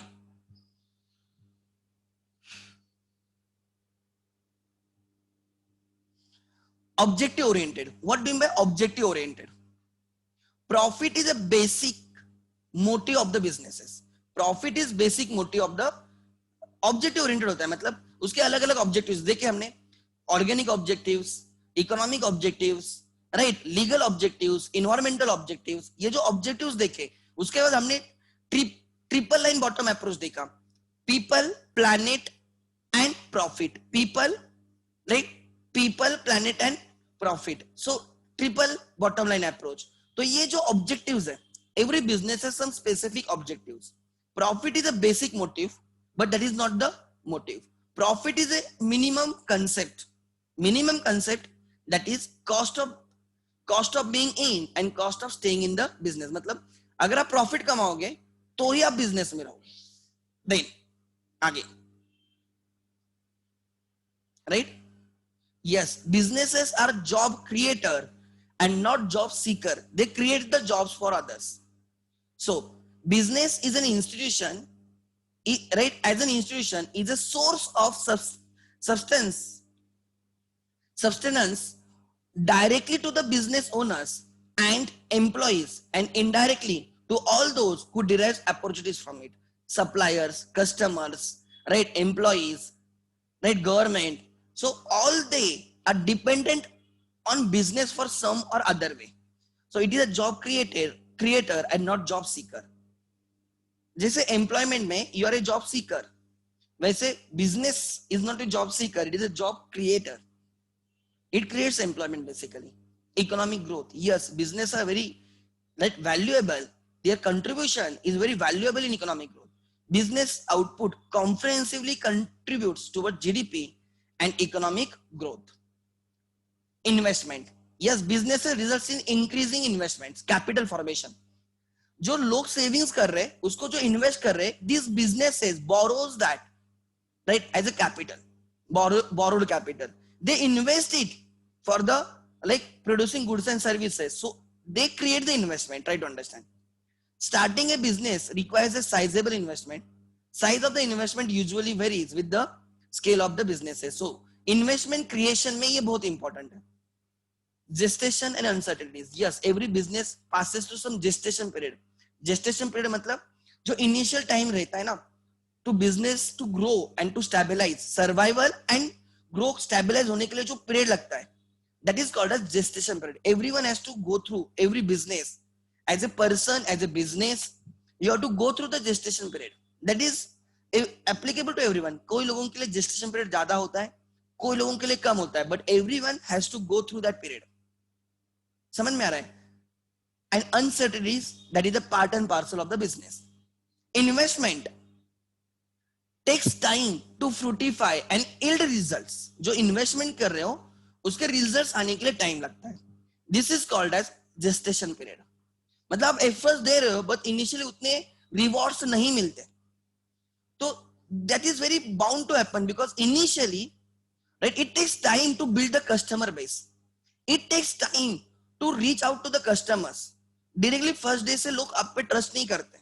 ask me, I started the Camp branch, right, we have gone through that phase. अब जाके हमें लग रहा है कि people trust us. At least लोग, मतलब जब मैं 11-12 के एडमिशन देखता तो मुझे दिखता है कि जो मेरे से पास और बच्चे, उनके छोटे बहन, भाई बहन, उनके रिलेटिव्स एडमिशन ले रहे हैं एंड विदाउट इवन कॉन्टेक्टिंग में डायरेक्टली मैडम के साथ बात करके वो एडमिशन लेते हैं. सो इट शोज कि धीरे धीरे ये चीजें हो रही है. And by the down the line of 5 years down the line, 10 years down the line, right, वो रिजल्ट दिखना स्टार्ट हो जाएगा कि देयर इज नो नीड, सब माउथ पब्लिसिटी पे हो जाता है. सो ये जेस्टेशन पीरियड हर एक को रहता है. कोई बिजनेसेस में वो ज्यादा रहता है, कोई बिजनेसेस में वो कम रहता है. Try to understand. So gestation period is a period जहां पे आप सर्वाइवल के लिए स्ट्रगल करते हो, ग्रोथ के लिए करते हो, एंड वो कंप्लीट होने के बाद there is a like you can say growth, वो प्रॉपर ग्रोथ दिखती है आपको. वो पीरियड जिसमें आपको एफर्ट डालने होते हैं, राइट, बाद में भी एफर्ट डालने होते हैं, बट जेस्टेशन पीरियड आपके सर्वाइवल पे क्वेश्चन मार्क करता है. मे बी उसमें आप लॉसेस में भी हो सकते हैं during that period. Also it is uncertain whether it will yield the returns as expected or not. So uncertainties are always there. I think खत्म होने. हाँ, yes, this was the last. So क्या क्या देखे हमने, राइट, ध्यान देना. The difference between हमने बिजनेस, राइट, हमने देखा difference between your business, profession and employment. ये तीन चीजें देखी. The features of the business, systematic and organise activity, right, it is a planned activity, right, and obviously implementation of those plans. Subsystem concept. Business is divided into many systems and they are interdependent, interrelated and interacting with each other. Interdependencies. Business depends on the environment for the inputs as well as for output, selling the output. Multiple stakeholders. The focus of business is creation. ये important है. Creation and maintenance of the customers. Focus of the business is creation and maintenance of the customers. Objective oriented. 3 triple bottom line approach. Profit is the basic objective, but it is not the sole objective. And profit is a minimum concept. This is जो underline क्या वो important है. Profit is a minimum concept. मतलब if you don't earn the profit, then you need to leave, right? आपको business छोड़ना पड़ेगा, industry छोड़नी पड़ेगी. So profit is a cost of being and cost of staying into the business. Businesses are job creator and not job seeker. They create the jobs. ठीक है. Then, right, कोई लोगों को डायरेक्टली, लाइक एम्प्लॉयज को directly, right, और कोई लोगों को इनडायरेक्टली, मतलब आपके जो सप्लायर्स है, आप उनसे गुड्स परचेस करते हो, तो उनको वो गुड्स हमें सेल करने के लिए एम्प्लॉय चाहिए. सो वहां पे लोग एम्प्लॉयड है. लाइक एग्जांपल अगर आप लेते हो, एग्जांपल बजाज ऑटो लिमिटेड के एंसिलरी इंडस्ट्री. तो जो एंसिलरी इंडस्ट्री है बजाज की, कितनी बड़ी इंडस्ट्री होगी which is dependent on the Bajaj. तो वहां पे जो जॉब्स बन रहे हैं, वो jobs are on the basis of Bajaj. अगर बजाज बंद हो जाएगा तो ये पूरी इंडस्ट्री बंद हो जाएगी. Try to understand. So it is a job creator directly and indirectly. Then economic growth. That output do create economic growth, right. Investments, right, they create the investments. And there are gestation period and uncertainties. Investments पे returns मिलने में time लगता है. It is not the one day activity. So that is gestation period and uncertainties. ठीक है. Business has to go through the uncertainties. ठीक है. So आज हम कहा, okay, almost हमारे खाली last point बाकी है.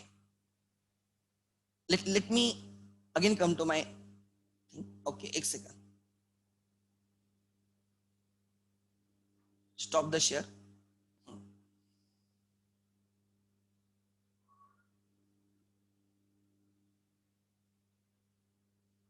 Yeah.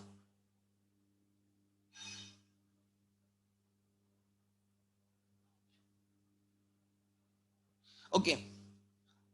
ध्यान देना मैं क्या बोल रहा हूं. अब खाली लास्ट पॉइंट बाकी है.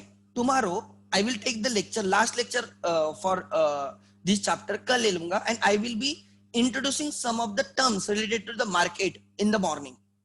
ठीक है. विच इज, कल कौन सा डे है? Is it Saturday? Which day is tomorrow? Let me check.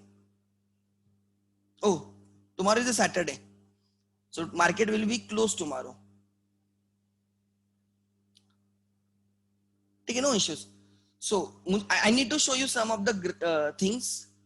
और आपका फिर एक मिनट, मतलब मार्केट के terms I will be taking on 12th October को. I will be taking terms related to the market, क्योंकि मुझे दिखाना होगा. लास्ट जो चैप्टर है terminologies, that is related to market, तो I can directly show you right on a website and everything. वहां से मैं आपको वो टर्म समझाऊंगा. ठीक है. Tomorrow I will be completing this chapter. अब उसमें थोड़ा ही बाकी है discussion, and some of the terms not related to the market, right, वो मैं कल ले लूंगा. तो अभी मेरे हिसाब से ओनली 3 मार्क्स का सिलेबस बाकी है in the BCK. Out of third, वो बोल रहे 40 मार्क्स, उसमें से 3 marks to 4 marks, max to max 5 marks का सिलेबस बाकी है. जो terms related to the market है, I will take after your marathon lectures. So 12th को, मंडे को, I will introduce all the terms related to the market which are in the last chapter. What do you mean by put? What do you mean by call? What is the opening session? Pre-opening session? What is right floor price? What is the cut off price? वगैरह ये सब चीजें मैं आपको directly show you on website and I will वहां पे मैं आपको explain करूंगा. ठीक है, तो वो मंडे को रखूंगा जिस दिन मार्केट ओपन होगा. And we need to start before 9 because 9 o'clock to 9:15 is a right. Market pre opening market रहता है, उसको 15 मिनट्स मार्केट को सेटल होने के लिए, and 9:15 to 3:30 is a market time. So हम थोड़ा 8:30 के पहले स्टार्ट करेंगे, मतलब 9 के ऑब्वियसली पहले स्टार्ट करेंगे on 12 for the market terms, and we may take till like suppose 8 को स्टार्ट किया तो 10:15 तक ले लेंगे, and we will cover all the market terms within 2 hours. ठीक है, जो लास्ट चैप्टर में, सो कल ये आधे घंटे में अपना चैप्टर खत्म हो जाएगा with in 30 minutes. And I will be covering some of the important terms from the exam point of view, right, tomorrow. तो ऐसे पकड़ के चलो कि almost अब last 2-3 lectures बाकी हमारे, 3 to 4 lectures of 1 hour to 2 hours maximum per lecture. जैसे मैंने पहले ही बोला है, start studying, right. मैंने ऑफिस स्टाफ को बोला था कि मुझे वो MCQs भेजे, अभी तक भेजा नहीं. I will check it. जैसे आ जाते हैं I will share the MCQs with you, right. If time permits, I will solve it or I will provide the solutions. मैं directly solution दे दूंगा, आप वहां से चेक कर सकते हो. सिंपल है. And you have to write minimum 7 papers, right? मैं आपको dates भी बोल दूंगा, एक टाइम टेबल करके. इको के 7 पेपर्स है on all subject, on entire syllabus. तो आपको उस राइट जनरली थोड़ा 15 के बाद में वो पेपर रख दूंगा. हफ्ते में 2 paper, 2 hours, right. 24 hours paper available होता है, कभी भी आपको टाइम मिलेगा उस टाइम में लिखो. That will give you confidence. Try to understand. So अगर 5-6 पेपर्स भी ठीक से सिंसियरली लिखते हो ना, तो मैं बोलता हूँ एग्जाम के लिए it's more than enough practice, more than enough practice. Eco अच्छे से करो, ऑब्जेक्टिव पे रिस्क मत लेना because they will help you to score. Eco, maths में भी अगर आपको ज्यादा फोकस करना है तो मैडम से बात कर लो, मैडम को कौन से चैप्टर्स ज्यादा इंपॉर्टेंट है. लाइक जितना मुझे पता है time value of money is very important, जितना मुझे अवेयरनेस है time value of money is very important. Then central tendency वो बहुत इंपॉर्टेंट है. Statistical description of data, index number, ये चैप्टर्स इतने अच्छे से होने चाहिए बिकॉज उसमें से मुझे जितना पता है, मतलब मैंने बच्चों से सुना है कि ऑलमोस्ट 30% एग्जाम उन सब्जेक्ट्स पे रहती है जिन बच्चों को डेरिवेटिव्स नहीं आता है. Like you ask me, I was really good in the maths, मुझे 99 मार्क्स थे मैथ्स में in my 10th and as well as 12th. I was too good in the maths, but आप मुझे डेरिवेटिव्स पूछते हो ना, तो वो सीए का डेरिवेटिव्स मुझे कभी डिफिकल्ट आता था, तो मैं ज्यादा टेंशन नहीं लेता था. 2-3 मार्क्स के लिए अगर आपको लगता है कि इतना डिफिकल्ट चैप्टर नहीं करना है तो छोड़ दो, कुछ नहीं होता है. सिंपल जो फॉर्मूलेज वो पता होने चाहिए, राइट. जनरली आंसर 0 या 1 रहता है मैक्सिमम टाइम्स में, ऐसे कुछ तो रहता है. आप थोड़ा कॉमन सेंस यूज करके, otherwise leave the chapter.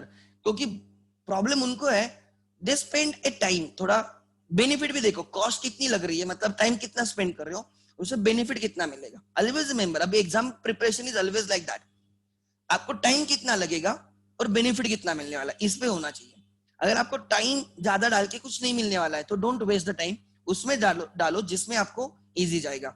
Stat should be strong and logical reasoning should be strong. For those students who didn't had maths, pure maths in 11th and 12th, they can focus on this. आपको आपकी strategy करनी है. जिनका maths था, they have a good chance to score 70-80 marks. सच्ची बोल रहा हूँ कि 70-80 marks. और जो भी मैडम ने कवर किया, it is from the multiple books. I have seen that. I have gone through the notes. Right? तो एक मैं बोलता हूँ कि it will be good practice. Marathon lectures के बारे में मैंने पहले ही बोला है, जिनको अटेंड करने वो अटेंड करो, राइट. करोगे तो भी फायदा है. It depends on your perspective because there are many queries. बच्चे बोल रहे हैं हम करें या ना करें, राइट. It's your choice. अगर आपको लगता है कि एक आधा चैप्टर बहुत इजी है आपके लिए, तो you attend the chapter which are difficult for you. It's your choice at the end of the day. आपका राइट, मैंने तो पहले ही बोल के रखा है, तो रजिस्ट्रेशन तो सबने करना है कंपलसरी, मैंने बहुत क्लियरली बोला था। सो उसका फायदा आप उठा सकते हो, right, it is for everyone, it is open for everyone. So right, अगर आपको लगता है एक आधा चैप्टर आपके लिए बहुत इजी है, आपको जरूरत नहीं, तो like example I can say BRS they will be teaching in total different way. जिन लोगों ने मेरे ढंग से बीआरएस करते हैं तो उनके लिए उनकी मेथड नहीं समझ में आएगी, वो कुछ ऐसे करते हैं, वो भी मैं सिखा सकता हूँ, लेकिन जो मैं टी फॉर्म में सिखाता हूँ वो मुझे इजी लगता है और उससे डायरेक्टली मुझे एसीबी वगैरह मिलता है, इसलिए मैं वो फॉलो करता हूँ। सो बीआरएस वो जो सिखाएंगे, राइट, वो मतलब the way they will B calculating answer will be different, so don't get confused. Even joint life policy की ट्रीटमेंट के लिए जो मैं टेबल करता हूँ, दैट टेबल इज राइट, मैंने उस पर वर्क किया है, तो वो अलग ढंग से बोल देंगे, right, but concept remains the same, answer remain the same, कोई प्रॉब्लम नहीं। मतलब डोंट गेट कंफ्यूज कि थोड़ी अलग मेथड फॉलो हो रही है।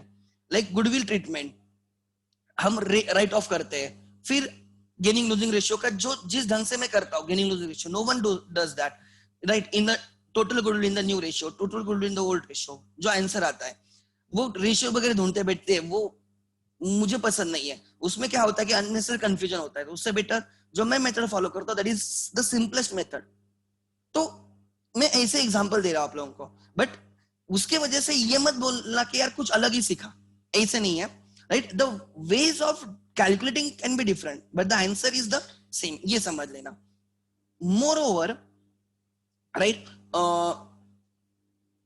लॉ का ऑब्वियसली लॉ का करो, मैं खुद होके बोलूंगा सर आईपीए लेंगे, और उसके बाद मैंने जैसे बोला आई नीड 2 to 3 सेशंस में थोड़ा एंड में ले लूंगा रिवीजन बोल के, क्विक रिवीजन इवनिंग वगैरह, ऐसे कि जब आप आपका इतना पढ़ाई का टेम्पो नहीं रहता उस टाइम में मैं रिवीजन ले लूंगा, लाइक कि सो दैट आपका टाइम भी यूटिलाइज हो जाए।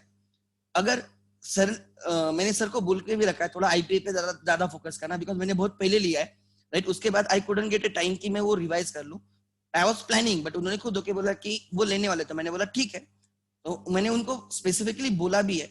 तो डोंट मिस लॉ, मैं खुद बोलूंगा don't miss the law, IPA तो डेफिनेटली मिस मत करना बिकॉज वो मैंने लिया, सो वो सर का कर लेना। उसके बाद अकाउंट्स रहा, लॉ रहा और मैथ्स, तीनों की रिवीजन है। इको का अगर आप मुझे पूछते हो तो वेरी फ्रैंक, अगर आप इको का रिवाइज करना है तो मार्केट चैप्टर मैंने पहले यूट्यूब पे डाला था, एक मैंने रिवीजन ली थी, वो वाला आप देख सकते हो, राइट। किसी को डाउट है तो you can always ask me, you can always ask me, your time, ऐसे नहीं है कि टाइम नहीं है। Even if you give 1 week for every subject, still there are 4 weeks, एक वीक पूरे सब्जेक्ट के लिए देते हो, दिन रात एक ही सब्जेक्ट लेके भी करते हो तो भी सब हो रहा है, ये भी समझ लेना।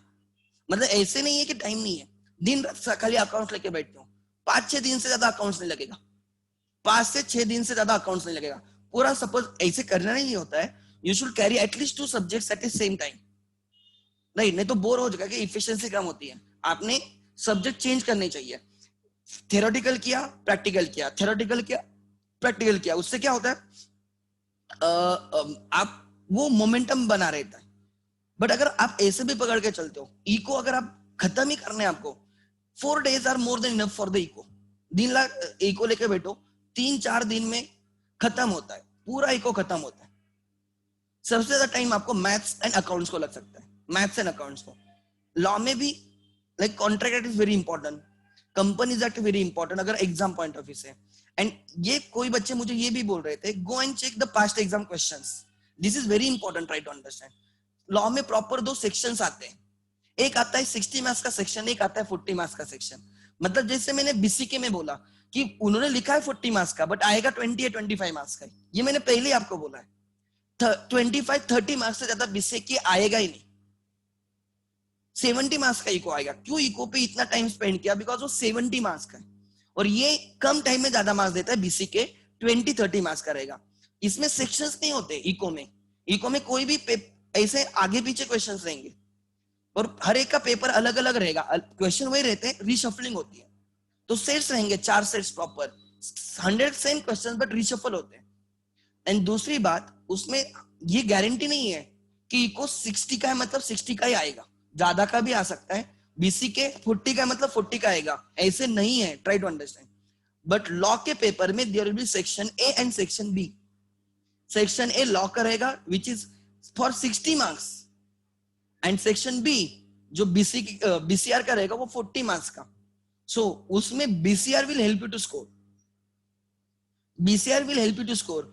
देखो आपने इंग्लिश के पेपर 10th में लिखे, 12th में लिखे, मैं जो है मैं बोलता हूँ, राइट? तो ऐसे भी नहीं है कि आपको कोई भी बैकग्राउंड नहीं है, आपने क्लासेस किए हैं, right? Use your brain, use your application and you have to write the answer. तो उस 40 मार्क्स में से अगर आप 20 नहीं लेके आ सकते हो, मतलब बहुत बुरा है आपका।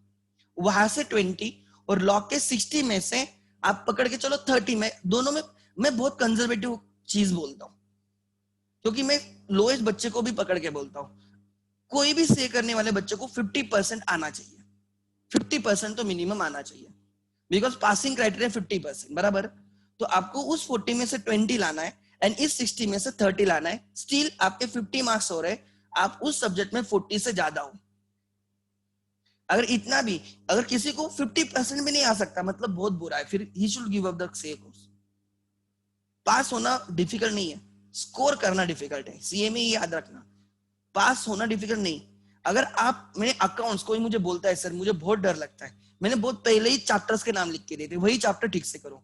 उसमें मॉड्यूल 2, आप मॉड्यूल 2 सर आपने इतने सारे क्वेश्चंस लिए, हमें सब करने का, मैंने उसमें भी बोला कि सब मत करो, चाहिए तो आप मॉड्यूल 2 का हर क्वेश्चन आना चाहिए आपको। मॉड्यूल 2 का जो टेक्स्ट बुक है मॉड्यूल उठाओ, अभी दो चीजों पे फोकस करना, लिख लेना। एक, राइट, आरटीपी में 20 and RTP November 20, both are available on the website। Download करो, प्रिंट आउट निकालो, उसमें से हर क्वेश्चन आपको आना चाहिए। And RTP is available only for the subjective paper, that is accounts and law. ये दोनों करो बिकॉज वो फ्रेश है, उस पर अभी तक एग्जाम नहीं हुई है, तो सबसे पहले वो उठाओ और करो। RTP में 20, किसी के पास अपनी क्लास ग्रुप पे डाल दो, चाहिए तो बच्चों को पता भी नहीं होगा RTP किधर रहेगा, राइट? कोई तो एक डाल दो ग्रुप पे, प्रिंट आउट निकाल के रखो।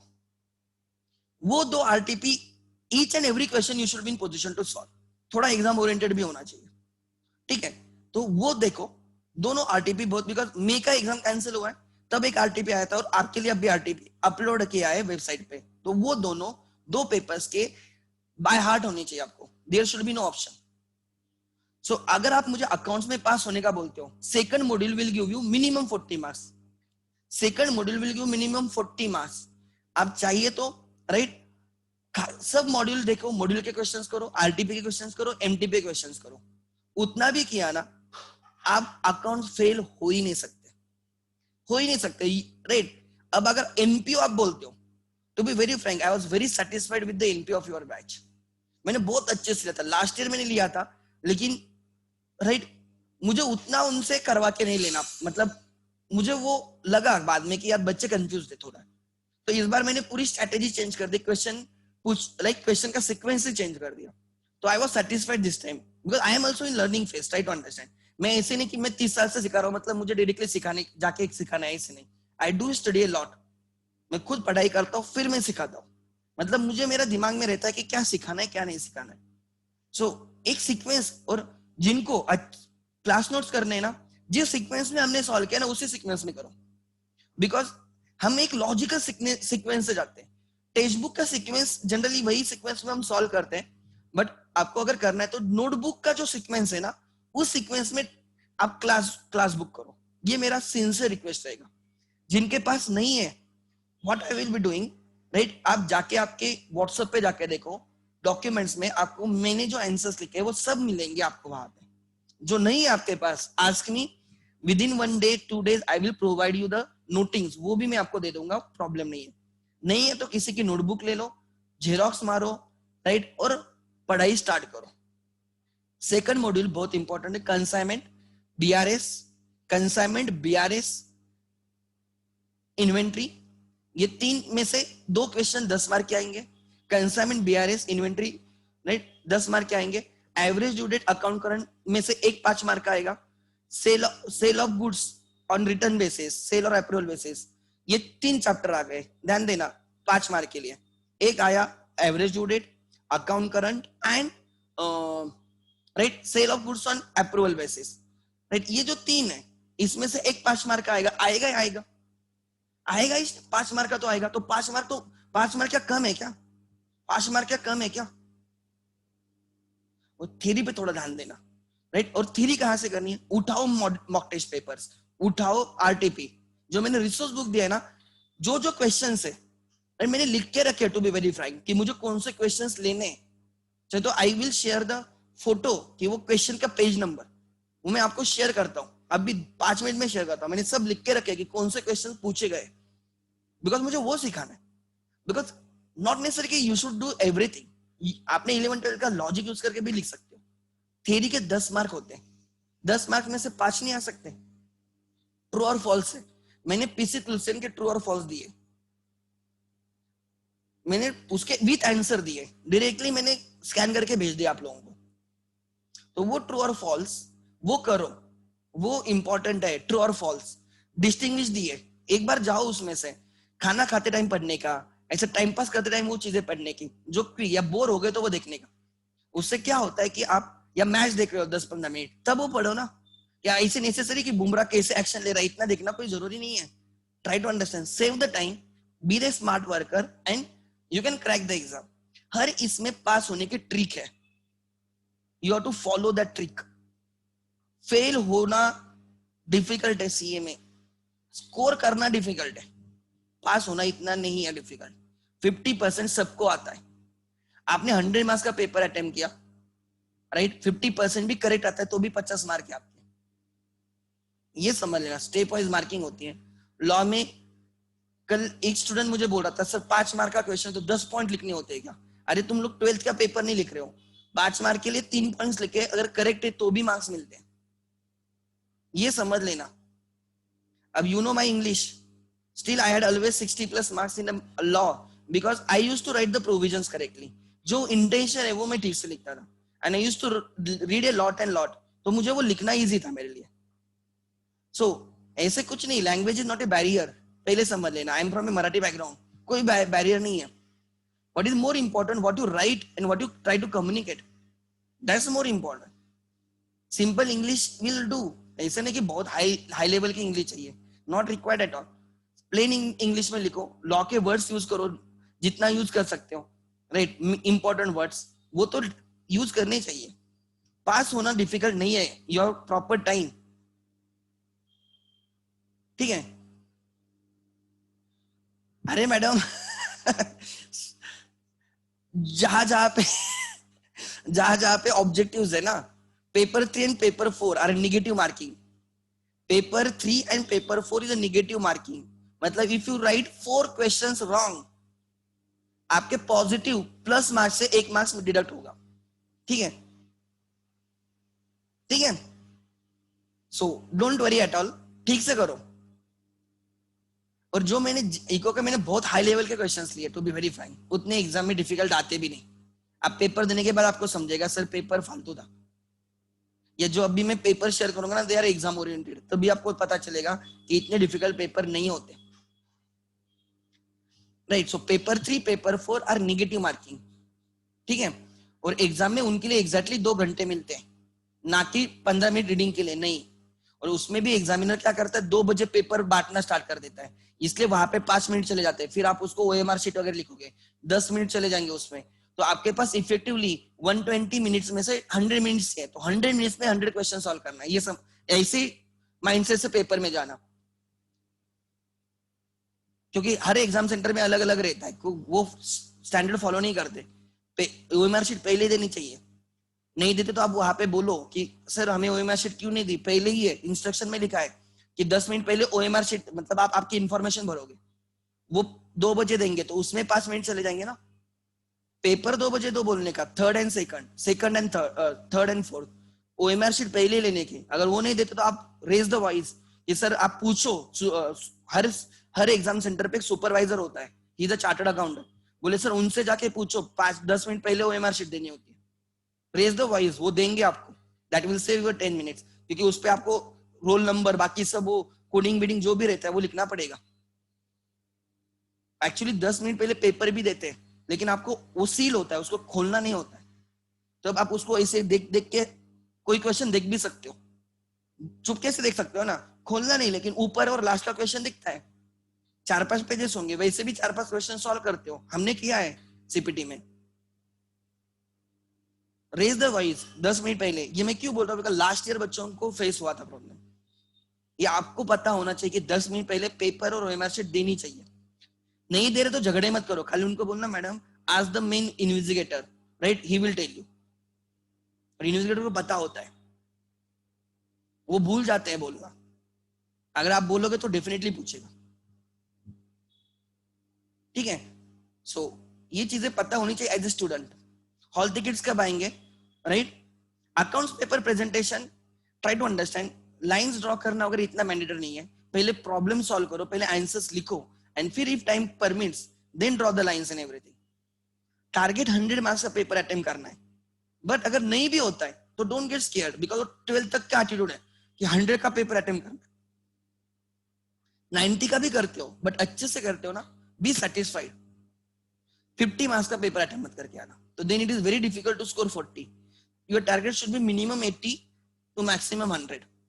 और मैंने पहले ही बोला है, ऑप्शन सॉल्व करके कोई फायदा नहीं है, बिकॉज वो चेक ही नहीं किया जाएगा। फर्स्ट क्वेश्चन कंपलसरी, बाद वाले क्वेश्चंस, राइट, जो पहले सॉल्व करोगे भाई वो चेक भी नहीं करेंगे ऑप्शंस, ये भी समझ लेना। So don't waste time in solving the additional question, right, क्योंकि नहीं मिलेगा। तो जो सॉल्व किया उस पर ज्यादा फोकस करो, उसमें और कुछ अच्छे से लिख सकता हो क्या, वर्किंग नोट लिख सकता हो क्या क्या। बट ये सब चीजें कब आती है, ट्राई टू अंडरस्टैंड, राइट। पहले आंसर आना चाहिए, पहले ठीक से, और लिखने की एक स्टाइल होती है। Even if you don't draw the lines, you should be in position to write बराबर टी फॉर्मेट वगैरह, बीच में फोल्ड करके आप लिख सकते हो, राइट। वो हैबिट, वो पेपर लिखने से हैबिट आती है। डायरेक्टली लास्ट पेपर लिखोगे तो कैसे होगा, नहीं होता ना फिर। इसलिए टेस्ट सीरीज होती है, इसलिए हम जो वीकली बीच बीच में टेस्ट लेते हैं वो इंपॉर्टेंट है। अकाउंट के 7 to 8 पेपर्स हुए हैं, राइट, कवरिंग डिफरेंट चैप्टर्स। लिखोगे तो समझेगा ना, नहीं लिखोगे तो एग्जाम क्या, डायरेक्टली हर चीज नहीं होती है। हाँ, उतने आप स्मार्ट होनी चाहिए फिर एग्जाम में लिखने के लिए। Normal student should attempt 80 marks paper, on an average student should, right, attempt 90 marks paper of accounts, and right 100 marks for a good student जिसका 11 12 से सच्ची में अच्छा अकाउंट्स है। होते आपको भी पता है आप किस कैटेगरी में बैठते हो। 80 का भी लिखते हो, 70 आते हैं, 60 आते हैं, भी हैप्पी, बिकॉज वहां पे accuracy is more important, not attempt. Similarly eco में, right, third paper, first paper, second paper, law का पेपर, जितना लिखोगे उतना कम है, मतलब अटेम्प्ट ज्यादा करो। थ्योरी पेपर में अटेम्प्ट ज्यादा होना चाहिए, ट्राई टू अटेम्प्ट 100 on 100। तो क्या होता है, एक तो मार्क्स मिलेगा हर क्वेश्चन में। ऐसा सोचो कि मैं पूरा अटेम्प्ट करूंगा, मैं पूरा, उसमें 80 90 मत पकड़ के चलो। मैं पहले ही बोल रहा हूँ, अकाउंट्स में से 80 90 100 विल डू, बिकॉज उसमें क्या होता है, मिलेंगे स्टेप वाइज मार्किंग रहेगी।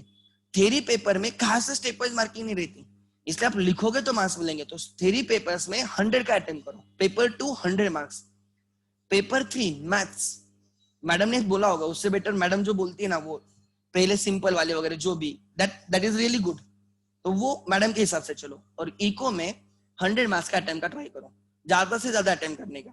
हाँ, आपको नहीं चाहता है, आपको गारंटी नहीं है तो लीव इट, बट अगर आपको कॉन्फिडेंस है यार कि मुझे आ रहा है, तो राइट, तो you can attempt. Negative marking की वजह से प्रॉब्लम, राइट, डर रहता है, बाकी कुछ नहीं। Passing should not be a problem, ठीक है। थोड़ा अच्छा टारगेट रखो तो पासिंग का टेंशन चला जाएगा, ठीक है। I don't know about 130 lecture, we will meet at 5:15, we will meet at 5:50 for the accounts. Thank you.